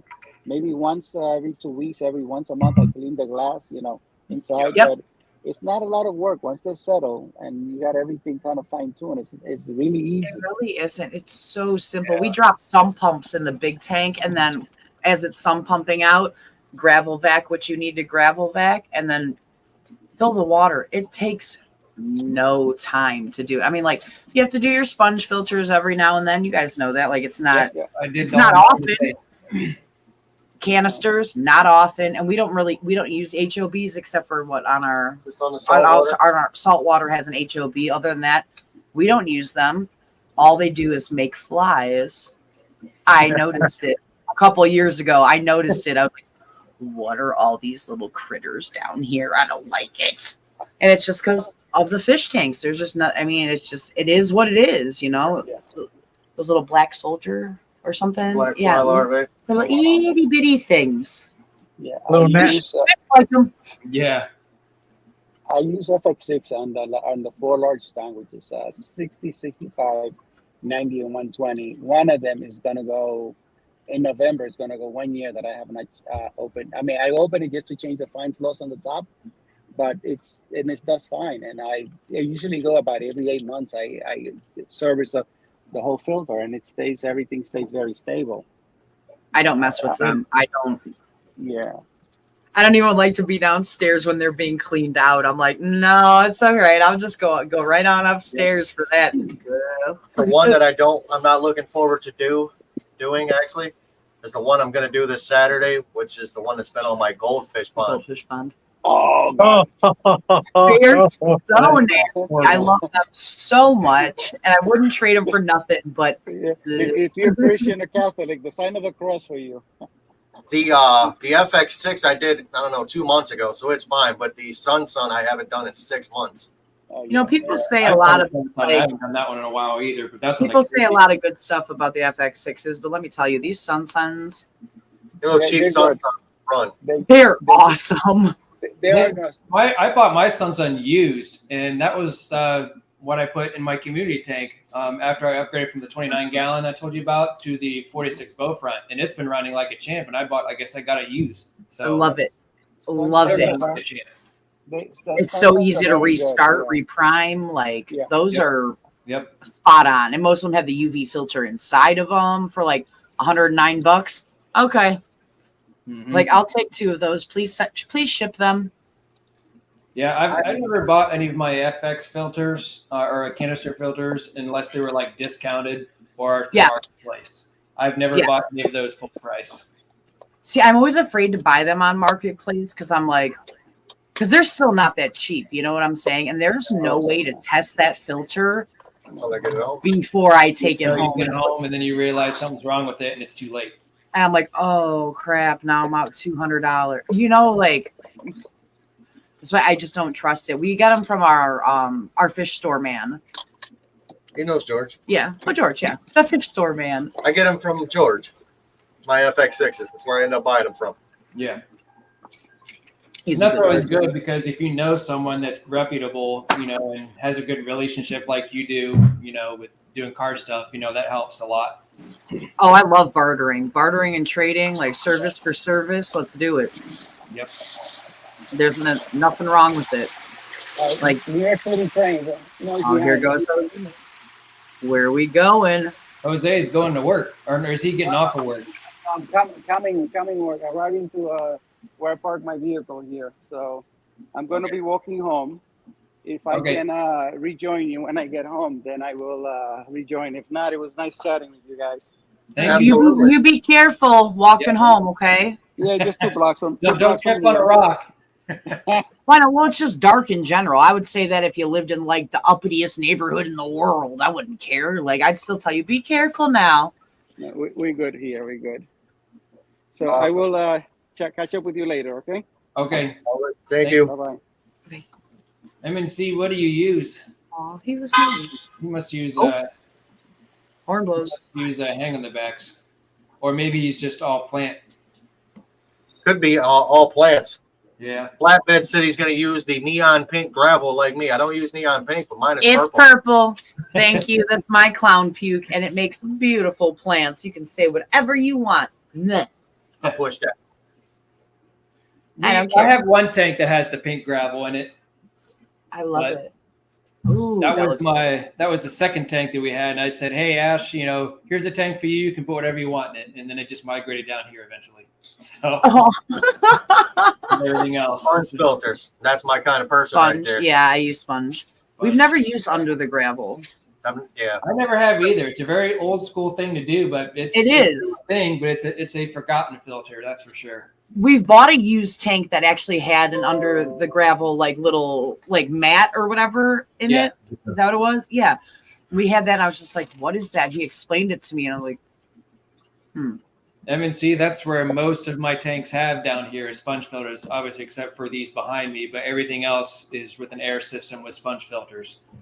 Yeah, his background is so much better than ours. I have currently running in this fish room. I probably have 52 sponge filters. Yep, that's kind of like what mine is. We buy them in boxes. Yep. I buy them from George by the case. I need to upgrade a couple of mine because some of mine are getting kind of old and ruggedy, but I haven't yet. Well, it gets to the point where they like suck themselves shut pretty much. Like it's not. Yeah, and there's a couple of them doing that anything do that. anymore. Yep. I get that. But I love sponges. And I like the sound. I like the power heads when you put them on top because they make absolutely no sound. They give your tank amazing movement and they filter really well. Yeah, And you can stack them. We stack as ugly as they look. They do a really hefty amount of work. So yeah, we stack ours like 3 high and just go ahead. mm-hmm. I have so I started my 125 African cichlid tank. I stacked 3 high aquarium co-op, the large sponge filters with the power head on top of it. They are still in that tank. That's pretty Those cool. are actually like I don't want to say like that those really are good filters. They really are. They're super coarse. Like stuff doesn't get stuck in there. They're easy to wash out. They never get clogged. Like Oh wow. Yeah. Flatbread says he found his pearl gourami do really well and spawn a lot with undergravel filter. So do those, if they spawn or if they have babies, do they just kind of hang out like within that gravel filter? I guess underneath until they get bigger. Got to get Wing Wang and Bob more food. I wonder how that works out. What's that? I was kind of wondering, like what Flatbread said. He said he's found pearl gourami do really well and spawn a lot with undergravel filters. So I was wondering if, like, when they're really small, do they kind of fall in that gravel filter or do they not? Well, aren't the gouramis bubble nest breeders? I don't know what's bubble nest. I don't know. But What like that is. like a betta where they just put bubbles at the top. So if they are, then they do need a calmer surface so they can make their nest to be able to spawn. Oh, okay. Yeah, I've never heard of that. That's interesting. Well, maybe they do because gouramis have labyrinth organs too. So Okay. maybe they do. I've Yeah, maybe they first do. time I've Because I seen have it. one and That's she cool. is mean. I adopted her like a year ago from one of my friends, said like you can't put her in a tank with anybody else. She just kills everything. So I was like, okay. So put her in like a 15-gallon hexagon tank. Yeah, She is still alive. that's cool. She has one snail friend and it just like keeps growing in there with her. It's one ram's horn snail and it just they get along well. They cohabitate. Like, M&C just got, he got rid of all the sumps and canisters whenever he got those 2 big tanks and just made them into other tanks. So he's a sponge guy, it seems. Got one coming soon. yeah, we've never ran a sump. Me neither. I'm thinking about putting one on this 240, but I don't want to drill my tank. Yeah, that was my take. If I were to actually do something like that, I would just buy it, and I don't want to drill a tank that's already in use. No. I'd rather just get one, set it up exactly the way I want to, and then set it up, with everything I want in it. So I just don't want to drill a tank and hear a crack. Like, yeah. oh no. Oh no. Hey, George, what kind of plant was that you just had? It's called the clearance section at Lowe's. Nice. Those are Yeah, nice. they have plants. I like hear good things super- about those. 2 for $8 or something like that. So I bought a bunch of them. I think those will convert to water. The roots will be able to take up the nutrients out of the water column. I mean, the roots So- were long on that. What I'm doing is I'm making these little floating baskets for them. Taking a little piece of styrofoam, cutting out a hole that'll fit this, and then put the plant in here. Put a little bit of gravel in here, and then let it float like the one that I got right now that I just put in there. Nice. So I tried doing the hanging them from the back and all that, but it's not working out for me too well. See, that's exactly what I told Jimmy to do was with styrofoam. He's like, well, the roots kind of have to be in the water. I was like, so just float the cup on styrofoam. Do you see this, Jim, with flatbread? I did. Flatbread? Okay. Hey, man, you got flatbread on the mind. You hungry, aren't you? Hey, it's been a long night. This is the longest stream I've ever had, so I'm starting to get a little hungry, guys. Well, if you need to go, you can go. I mean, you don't have to stay here.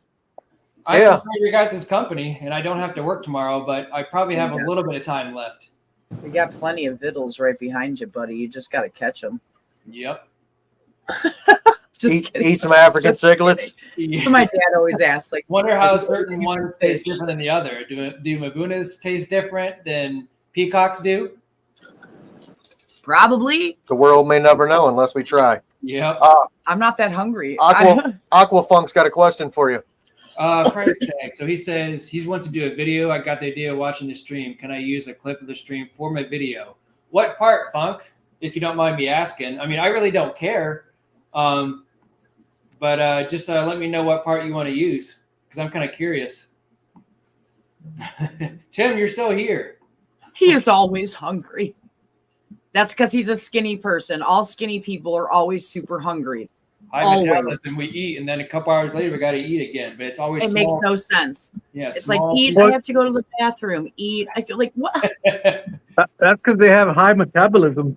Yeah, we eat a little bit and then we poop a little bit and then we. I mean, that's pretty much what it is. Like in and out. My dad always goes, "Excuse me, I have to go make room." Like, but it's constant. It's not every now and then. It is like an every time thing. Like, how the heck?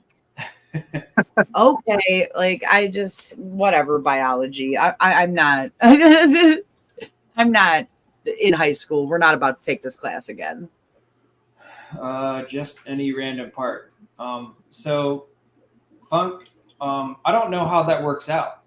I don't know, like, what is your idea on a video? And what it is you're getting a notification from YouTube that somebody is using your footage, and you have the option of either doing a claiming copyright claiming copyright on it, or you just kind of go, yeah, it's fine. I kind of know, and you don't do anything about it. But that's why he's asking you. It's okay. So if it's something that, like, I don't know how to explain this because I never had this happen before, but like, so like you said, I can do one way and just say, yeah, it's fine, don't worry about it. But if like I copyright it, does that mean like he could still use it, but you have to say, hey, this is part of a copyright of price tag stream? Well, is that no, he could probably get a copyright strike for using somebody's content without permission. Oh, okay. So I know I've had people where I have them on as a guest and they ask me, hey, can I share this live stream on my channel? I go, yeah, go ahead. And they'll post it and YouTube will send me a notification saying, hey, somebody's using this percentage of your content. Basically saying, do you have a problem with it? And if you don't, you just don't do anything about it. Okay. But if you do, if you're like, oh, no, I don't want them to use it, then you can go ahead and claim it as a copyright, and they'll notify the person and say you got to take it down. Okay. But you've had you've had no issues with that. If you've had that happen to you before, where you're like, hey, yeah, go ahead, it's not a big deal. I just don't claim it. I don't claim the copyright on it. If I know it's somebody that asked me, hey, do you mind? I go no, and I'll get the notification. They're sitting there. I can go into YouTube Studio, and you go to the section where it says copyrights, and it'll show everybody that's used your content. Okay. And if it's somebody you don't recognize or you don't want them using your content, then you can go ahead and claim it. Okay. Oh, see, that makes a lot of sense. Like, I just wouldn't want anything that is like personal on there. Like, if I said something about like my daughter or like, do you know what I'm saying? No, that's why they send you the section that somebody's using, and you can actually look at it, and it'll tell you out of this video, like this live stream, you've been on for 3 hours now. Yep. They'll figure out how much of that content, like let's say I take this conversation, copy it, click it, save it and use it on my live stream. It'll send you a notification. Hey, Mexicali Fish Keeper used 10% of this live stream, and it'll give you a timestamp. of what Okay. section was used. So that way you can see and say, oh yeah, So that's okay. So I would have to approve it first, even if No, you want to use something. Oh, no. Well, he's asking you so that you're aware that he's going to use it. Now, if you don't want him to use it, just tell him not to do it. okay. Yeah, I mean, I don't see a problem with it unless you're deciding to like. If I did like a 2-hour live stream and you decided to like copy and paste it and post it on your channel, like that Well, I wouldn't like. That would be an issue. But if you want to take like Here's an example. Like, you know, the time like that, this snapshot or that snapshot or yeah. okay, Yeah, it's like when Jim, it's like when Jim was my guest on my live stream. If he wanted to take that whole live stream and post it on his channel, I would have been fine with it. YouTube would have sent me a notification saying, "Hey, Happy Place Aquatics is using this material." And as long as I don't have an issue with it, I don't have to. I won't claim it. It'll just sit there and let me know that he's using it. That's it. Okay. Well, it's kind of cool that they do that though. Like that's really cool. I love your screen, your privacy screen behind you, Jose. Yeah, you know what's there? A few totes. Because I had done. I'm gonna flip this thing around the camera here. Let me see if I can do this. Okay. How do I do it? George knows. It's like a little like. Are you on your computer or are you on your phone? I'm on the phone. Okay, if you look at the bottom of the stream, you'll see where it says mic, camera, chat, more, and leave. Go to more. Okay, the 3 dots. There you go. Now I see it. And then go to settings. Oh, there you go. Callie knows what's up. Look at that. Okay, now let me show you. These are. I had done this cabinet before, because I wanted to hold these tanks. These are quarantine tanks. See, this is the discus that I was talking about before. This is a large blue diamond discus. Gorgeous. I'm treating this one with oxytetracycline because he was looking dark, but after one treatment, he's fine. So he's gonna be finished on this date here, 10 days, right? But he's really big. And back here, these three, they got spooked because I just shut one of the covers on top. These guys are the biggest one at the back, then quarantine also. The biggest one here, he's at least 7 inches, the one at the back hiding. But those aren't quarantines. They'll be there for 6 weeks. 826 was when I got these. And I have another one back here that is on quarantine. This one is probably 5 inches maybe. And so all these are all quarantine. Sorry about the movement here. This is the 120 tank. Whoa, that's cool. And other than this, these are, I have a fairly large school of Rasboras, harlequins, and a large school of, a fairly large school of cardinals. But then they hidden, there's a lot of stirbies what I keep, some plecos and I like the stirbies. Yeah, I bred some of them. Yeah, see this guy here is a baby. He's about 10 months. This one is a baby too. This is daddy, and this is mama. So they had about 120. So, I like that blue one a lot. That blue one is beautiful. Oh yeah. This one is this one, and the one back here, that one. They breeding at least once a week. They laying eggs all the time, and then this one has paired with this one is also like 6-7 inches. That one has paired with this guy here. It has paired with several of them, but I don't. These are 3 babies. I bet he has. That's cool. Yeah, and sometimes three pairs are at the same time going. But that's again, awesome. I don't have enough tanks here, so I'll use any mess that may be here. This is my living room, right? I mean, you can send all of them to me, sir. I'll take them. Looks comfy as hell. Yeah, Jim lost a few. You could send them to him. Yeah, right. So you see, if anyone deserves it, you should get some of them. This is a 90-gallon. I'm making some rainbows. I have some Zenny and one Millerite here. And all my tanks are overstocked, by the way. So that's on purpose. I see electric blue Acara. I have been yeah, asking Audrey, him for a rainbow I- tank for 2 I love years. these guys. I thought they would be aggressive, but they're so gentle Oh, and so they're nice. so sweet. I have. Yeah. Ours breed constantly. I've got another clutch going right now. Wow. I really like. I don't know why I never got those rainbow tetras because I always thought those were so cool, but I don't know. I just never got them. I love rainbows, and they make them in all different kinds. I really like the turquoise ones. I've wanted a tank for 2 years, and somebody keeps putting other fish in every single 75 that we get instead of making it into my rainbow tank.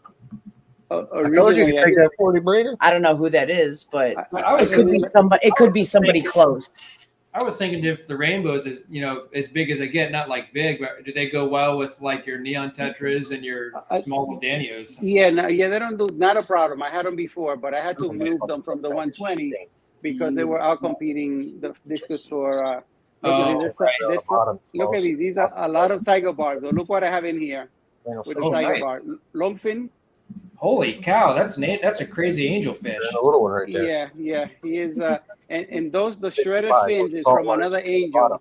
That's beautiful. I had to move them because the fins are getting better, but there was another male that was beating him up, and I had to move them. And you see these longfin glow tetra behind it. I'm trying to get it. Never a knit fin from color for your tank. Yeah, never Those barbs never a problem. Huh? Because barbs are usually super nippy.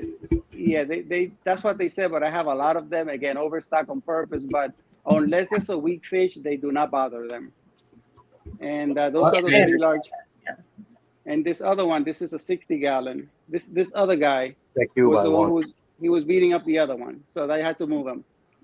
But this is a mixed barbs, and I have some. These are the redhead Tapajo here. Oh yeah. Yep. I love the Tapajos. We have those. Yep, I got 3 of them. They're small. Beautiful. I love rams. Electric blues. Rams, yep, German blue It's rams. a beautiful ram. Yeah, next to this, because they're my favorite. We never had any luck with rams. I don't know if we just don't have like good bred fish like rams here, to be honest with you, because we have tried multiple times and they just don't. Oh God, that's beautiful. I've got a Bolivian ram and I've got one German blue. Like they just don't. I don't understand.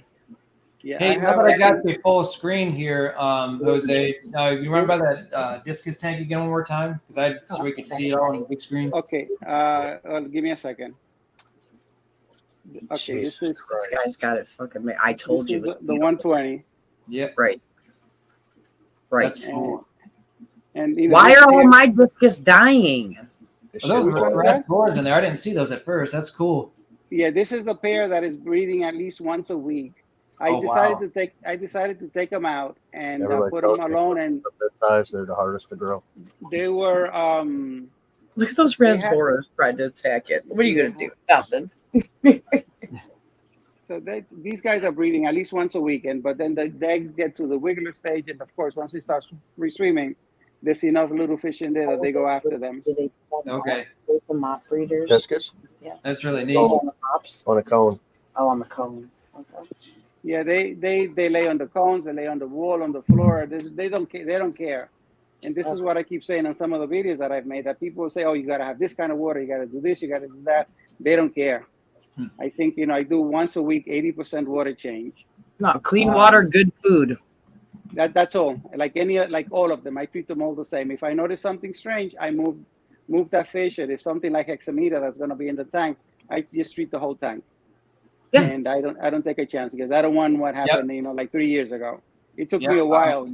I mean, that's an expensive tank. That's like thousands of dollars of fish. So like, if there's something funny, hey, fix it. No, that's it. Fix it because it's just, if you lose one, that's it's gonna happen. They're gonna get sick, but absolutely. Look at this guy here. He's here. He's at the front now. Look at this guy. Oh my God, that is gorgeous. They were spooked and they were hiding at the back. And this other one coming up front. This one is what they call Reflexia. I want to have my mouth wide open on YouTube. Like. Let me see until he turns on. Look at this one here. And these are 3. So these are 3. I usually get. They're so pretty. Yeah. I usually get 2 or 3 slowly because of the price. Yes. And to replace the original batch, it took me a while, slowly, because of the quarantine time and their cost. It just took me a while to get them. There's a local place here in New Jersey, Discus Madness. You may have seen them around, or It's like a 12-hour drive. yeah, no, not for you guys, but they do ship, and they'll tell you the quality of their discus is amazing. Yeah, I can tell. I'd rather. Yeah, but pay a little aren't bit those more German than- bred, Jose? Huh? Are those German bred discus? I think they get them. No, these are not German. I think they get mostly from They're Irish. They Asia, love from Asia, and they say they get from different. But I don't think these are not German for sure. They didn't tell me. No, they're not German. Because in one of the videos that I did about the store, I gotta they move this told thing me around. they were not German. It'll be this weekend. Have you guys seen these guys here? The look at this, a glow angel. That I've is heard of them, but I've never seen them before. Yeah, Yeah, I our saw it- LFS has them. Yeah, I saw Okay. it once on a video, and I don't I have anything don't to care. drink, so it don't matter. Yeah, I don't care. Some people say they don't like glowfish. I go for the fish for the color. Okay. And when I saw this one, that one is gonna go with the discus. They slow feeders and they don't bother them. So I had angels over there before, but this one is it's grown almost half since I have it. I have this one in here. Very nice. Yeah, for a few weeks now, quarantining. So anyway, Cool. so that's it. Let me go back Awesome. to. Well, thank you. Thank you for the tour. Thank you. Yeah, our LFS has some of those glow angels. Yeah, I've obviously know about the glowfish, but I've never seen them in an angel form, so that's pretty cool. Yeah, I had not seen them. So, but it's also again that the red was like wow. So this one was. There was a Jorge's few going to there. get a whole bunch of them. No, Yeah. not me. They're like $50 a pop. This one was actually. I had to think twice when I said, "What the heck?" It was $40 actually. Yeah, and it was Really? small. They're like $14 here. Oh, yeah? The glow one. Yeah. Yeah. Wow. Yeah, so I guess depends, but this one is pretty. It'll add nice color to the discus tank. But anyway, I will take a shower. I'll do my routine maintenance tonight. Thank you guys for having me on. Hey, thank you, Jose, for coming in. I Thank you for appreciate being you. here, man. All your Beautiful fish fish. and hanging out for a bit. Thank you. I'll sometimes I'm just listening in as I drive. I'm driving home to most of the try to catch most of the live and support, and once in a while when I can comment. I'll be on myself again tomorrow night, I think. Yeah. What time? 8. 8 Okay, p.m. yeah. So I'll be home by then. I get out a little earlier tomorrow at the other yeah, job. feel free to stop by for a little bit, and if not, thanks again for coming in tonight. I appreciate it. Thank you so much. Have you good night all. Good night. Bye. Bye. Hey, Mike. Hey. How's it going, Mike? Oh, going it's on? going. It's going. When are we setting up our live stream? It probably won't be. I'm hoping this coming weekend. This coming weekend. Okay. Yeah, We'll just have to see that'll how be, things pan out. Okay. Yeah, this next weekend. So you're thinking like 5th or 6th, maybe? 6th, yeah. Okay. Yeah, just let me know, and I don't mind. Hey, gentlemen. I'm gonna head out. I got a couple of things I need to finish up before the sunlight goes down. Okay. All right. So- All right. I'll catch you. If you're on tomorrow, I'll probably catch you tomorrow too. Yeah, sounds savvy. I'll see you then, my friend. All right, Take you care. guys take care. See Have you, a great George. night. Dude, Bye. later. And then there were fewer. Yeah, that's a fact. I'm working on trying to download iTunes on my computer so I can take some videos off my phone and edit them. Whoa, tired of doing it on my phone. iTunes. Man, I Yeah, I heard the word I got an iTunes. Oh, you got an iPhone. Okay, so that makes sense then. Yeah, I was trying not to do that with this computer because I'm trying to use it for streaming and because it's fast. You know what I mean? Yeah. I don't want to slow it down, but I guess I'm gonna slow it down. Shouldn't slow it down that much. It's not going to. It's just me being paranoid Yep. because I just bought the tank. I was going to let Aquafun do whatever he wanted to do, but I don't know if he's still in here or not. I have no clue. He's probably lurking somewhere. That's what he does. Yeah, I don't mind. That was the first time I ever heard of that. So it's kind of, I guess, somewhat, I guess for lost by terms, like honored, I guess. Like if you wanted to use part of my stuff for whatever he needs to do, that's fine. But I don't know if he's still in here or not. Tim's still in here too. I'm still here. And Jim is still here. What kind of fish you got, M&C?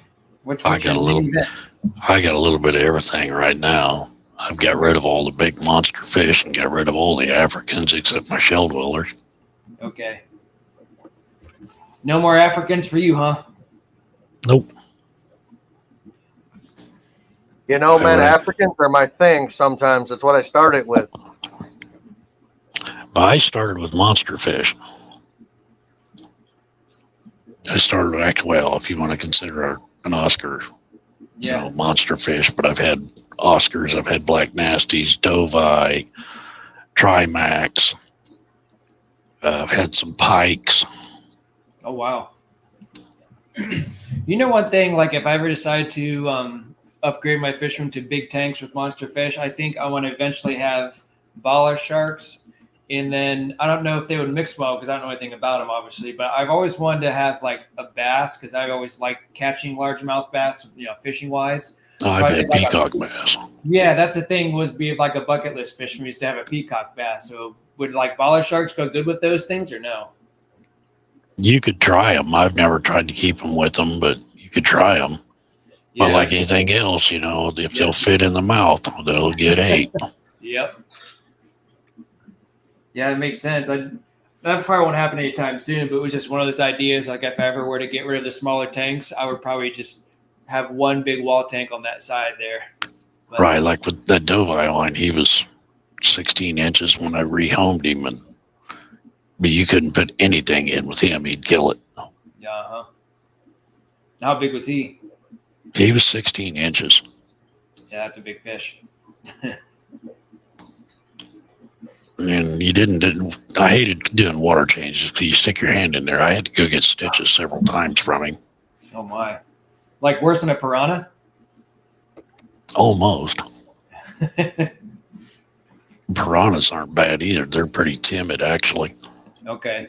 I know that King of DIY has some piranhas. Jim, you might know more about that. I know nothing about that. Oh, okay. I thought he did. Doesn't he have a tank full of them? He has 30 of them. That's what I thought. I have no idea. I haven't. Yeah, I'm just going to leave that subject alone. That'll be a subject for another day. stream. Fair enough. Like Fisher and Fever, he had a bunch of the red-bellied piranhas. Okay. And I think he only had one ever bite him. That's not I've had bad. a bunch. Oh, my Oscar bites me just about every time I put my hand in a tank. Mine does too, but she don't bite near as hard as what that doveye did. That's what Jesse. His Oscars and his shorts and stuff. They just go crazy. They're a little bit of an asshole. Yeah. The Red Devils I had, they used to do that too. What is that voice? That is a gentleman on the screen with us. I'm not saying it's a bad voice. I just said, what's that voice? It's a new voice she hasn't heard yet. Actually, it's the first time I've heard your voice. Yeah, but it's got a southern Yeah, me twang. too. I hear it. Where are you from, sir? I'm in Kansas. Yeah. Say darling. Darling. Darling. Hello, darling. Thank you. Well, I should probably head off here soon because I got to move some stuff around the basement before the basement crew come tomorrow morning. Set preparation for some stuff. Preparation A through H. Yes. It didn't work. It didn't work. But MNC, yeah, get a hold of me at some point. Maybe sometime next week if we can figure out when to do a live stream together. That's Right. like a great plan to me. I've got one coming up with the metalheads too. So Okay. with Yeah, Josh and Jess. Yeah, just shoot me a message on Messenger like you did before. That works fine for me. Okay, Joe. And then Jim, maybe Sunday we can try to aim for Sunday if it works out. Yeah, we can definitely aim for Sunday. I can meet you up there. Okay. Yeah. It'll be a little awkward though. I owe George money. I feel like he owes me money with all the fish he keeps giving me and making me breed. Yeah, I'll meet you up there. Okay. It all depends on how the basement stuff goes. They should not have to work on Sunday. They said that they usually don't work Sunday, but they've delayed this project 2 days already. And they were supposed to do it in 3 days. So we'll see what happens. So they're coming Sunday. Like, I hope not. They claim they can do it in 2 days, but this is the first time I've ever had to do this. Long story short, so we'll see how it goes. But I'll keep you in the know, Jim, and text you. Okay. We appreciate that. And I'm also off next weekend too. So if it doesn't work this weekend, then we can plan for next weekend. Fair enough.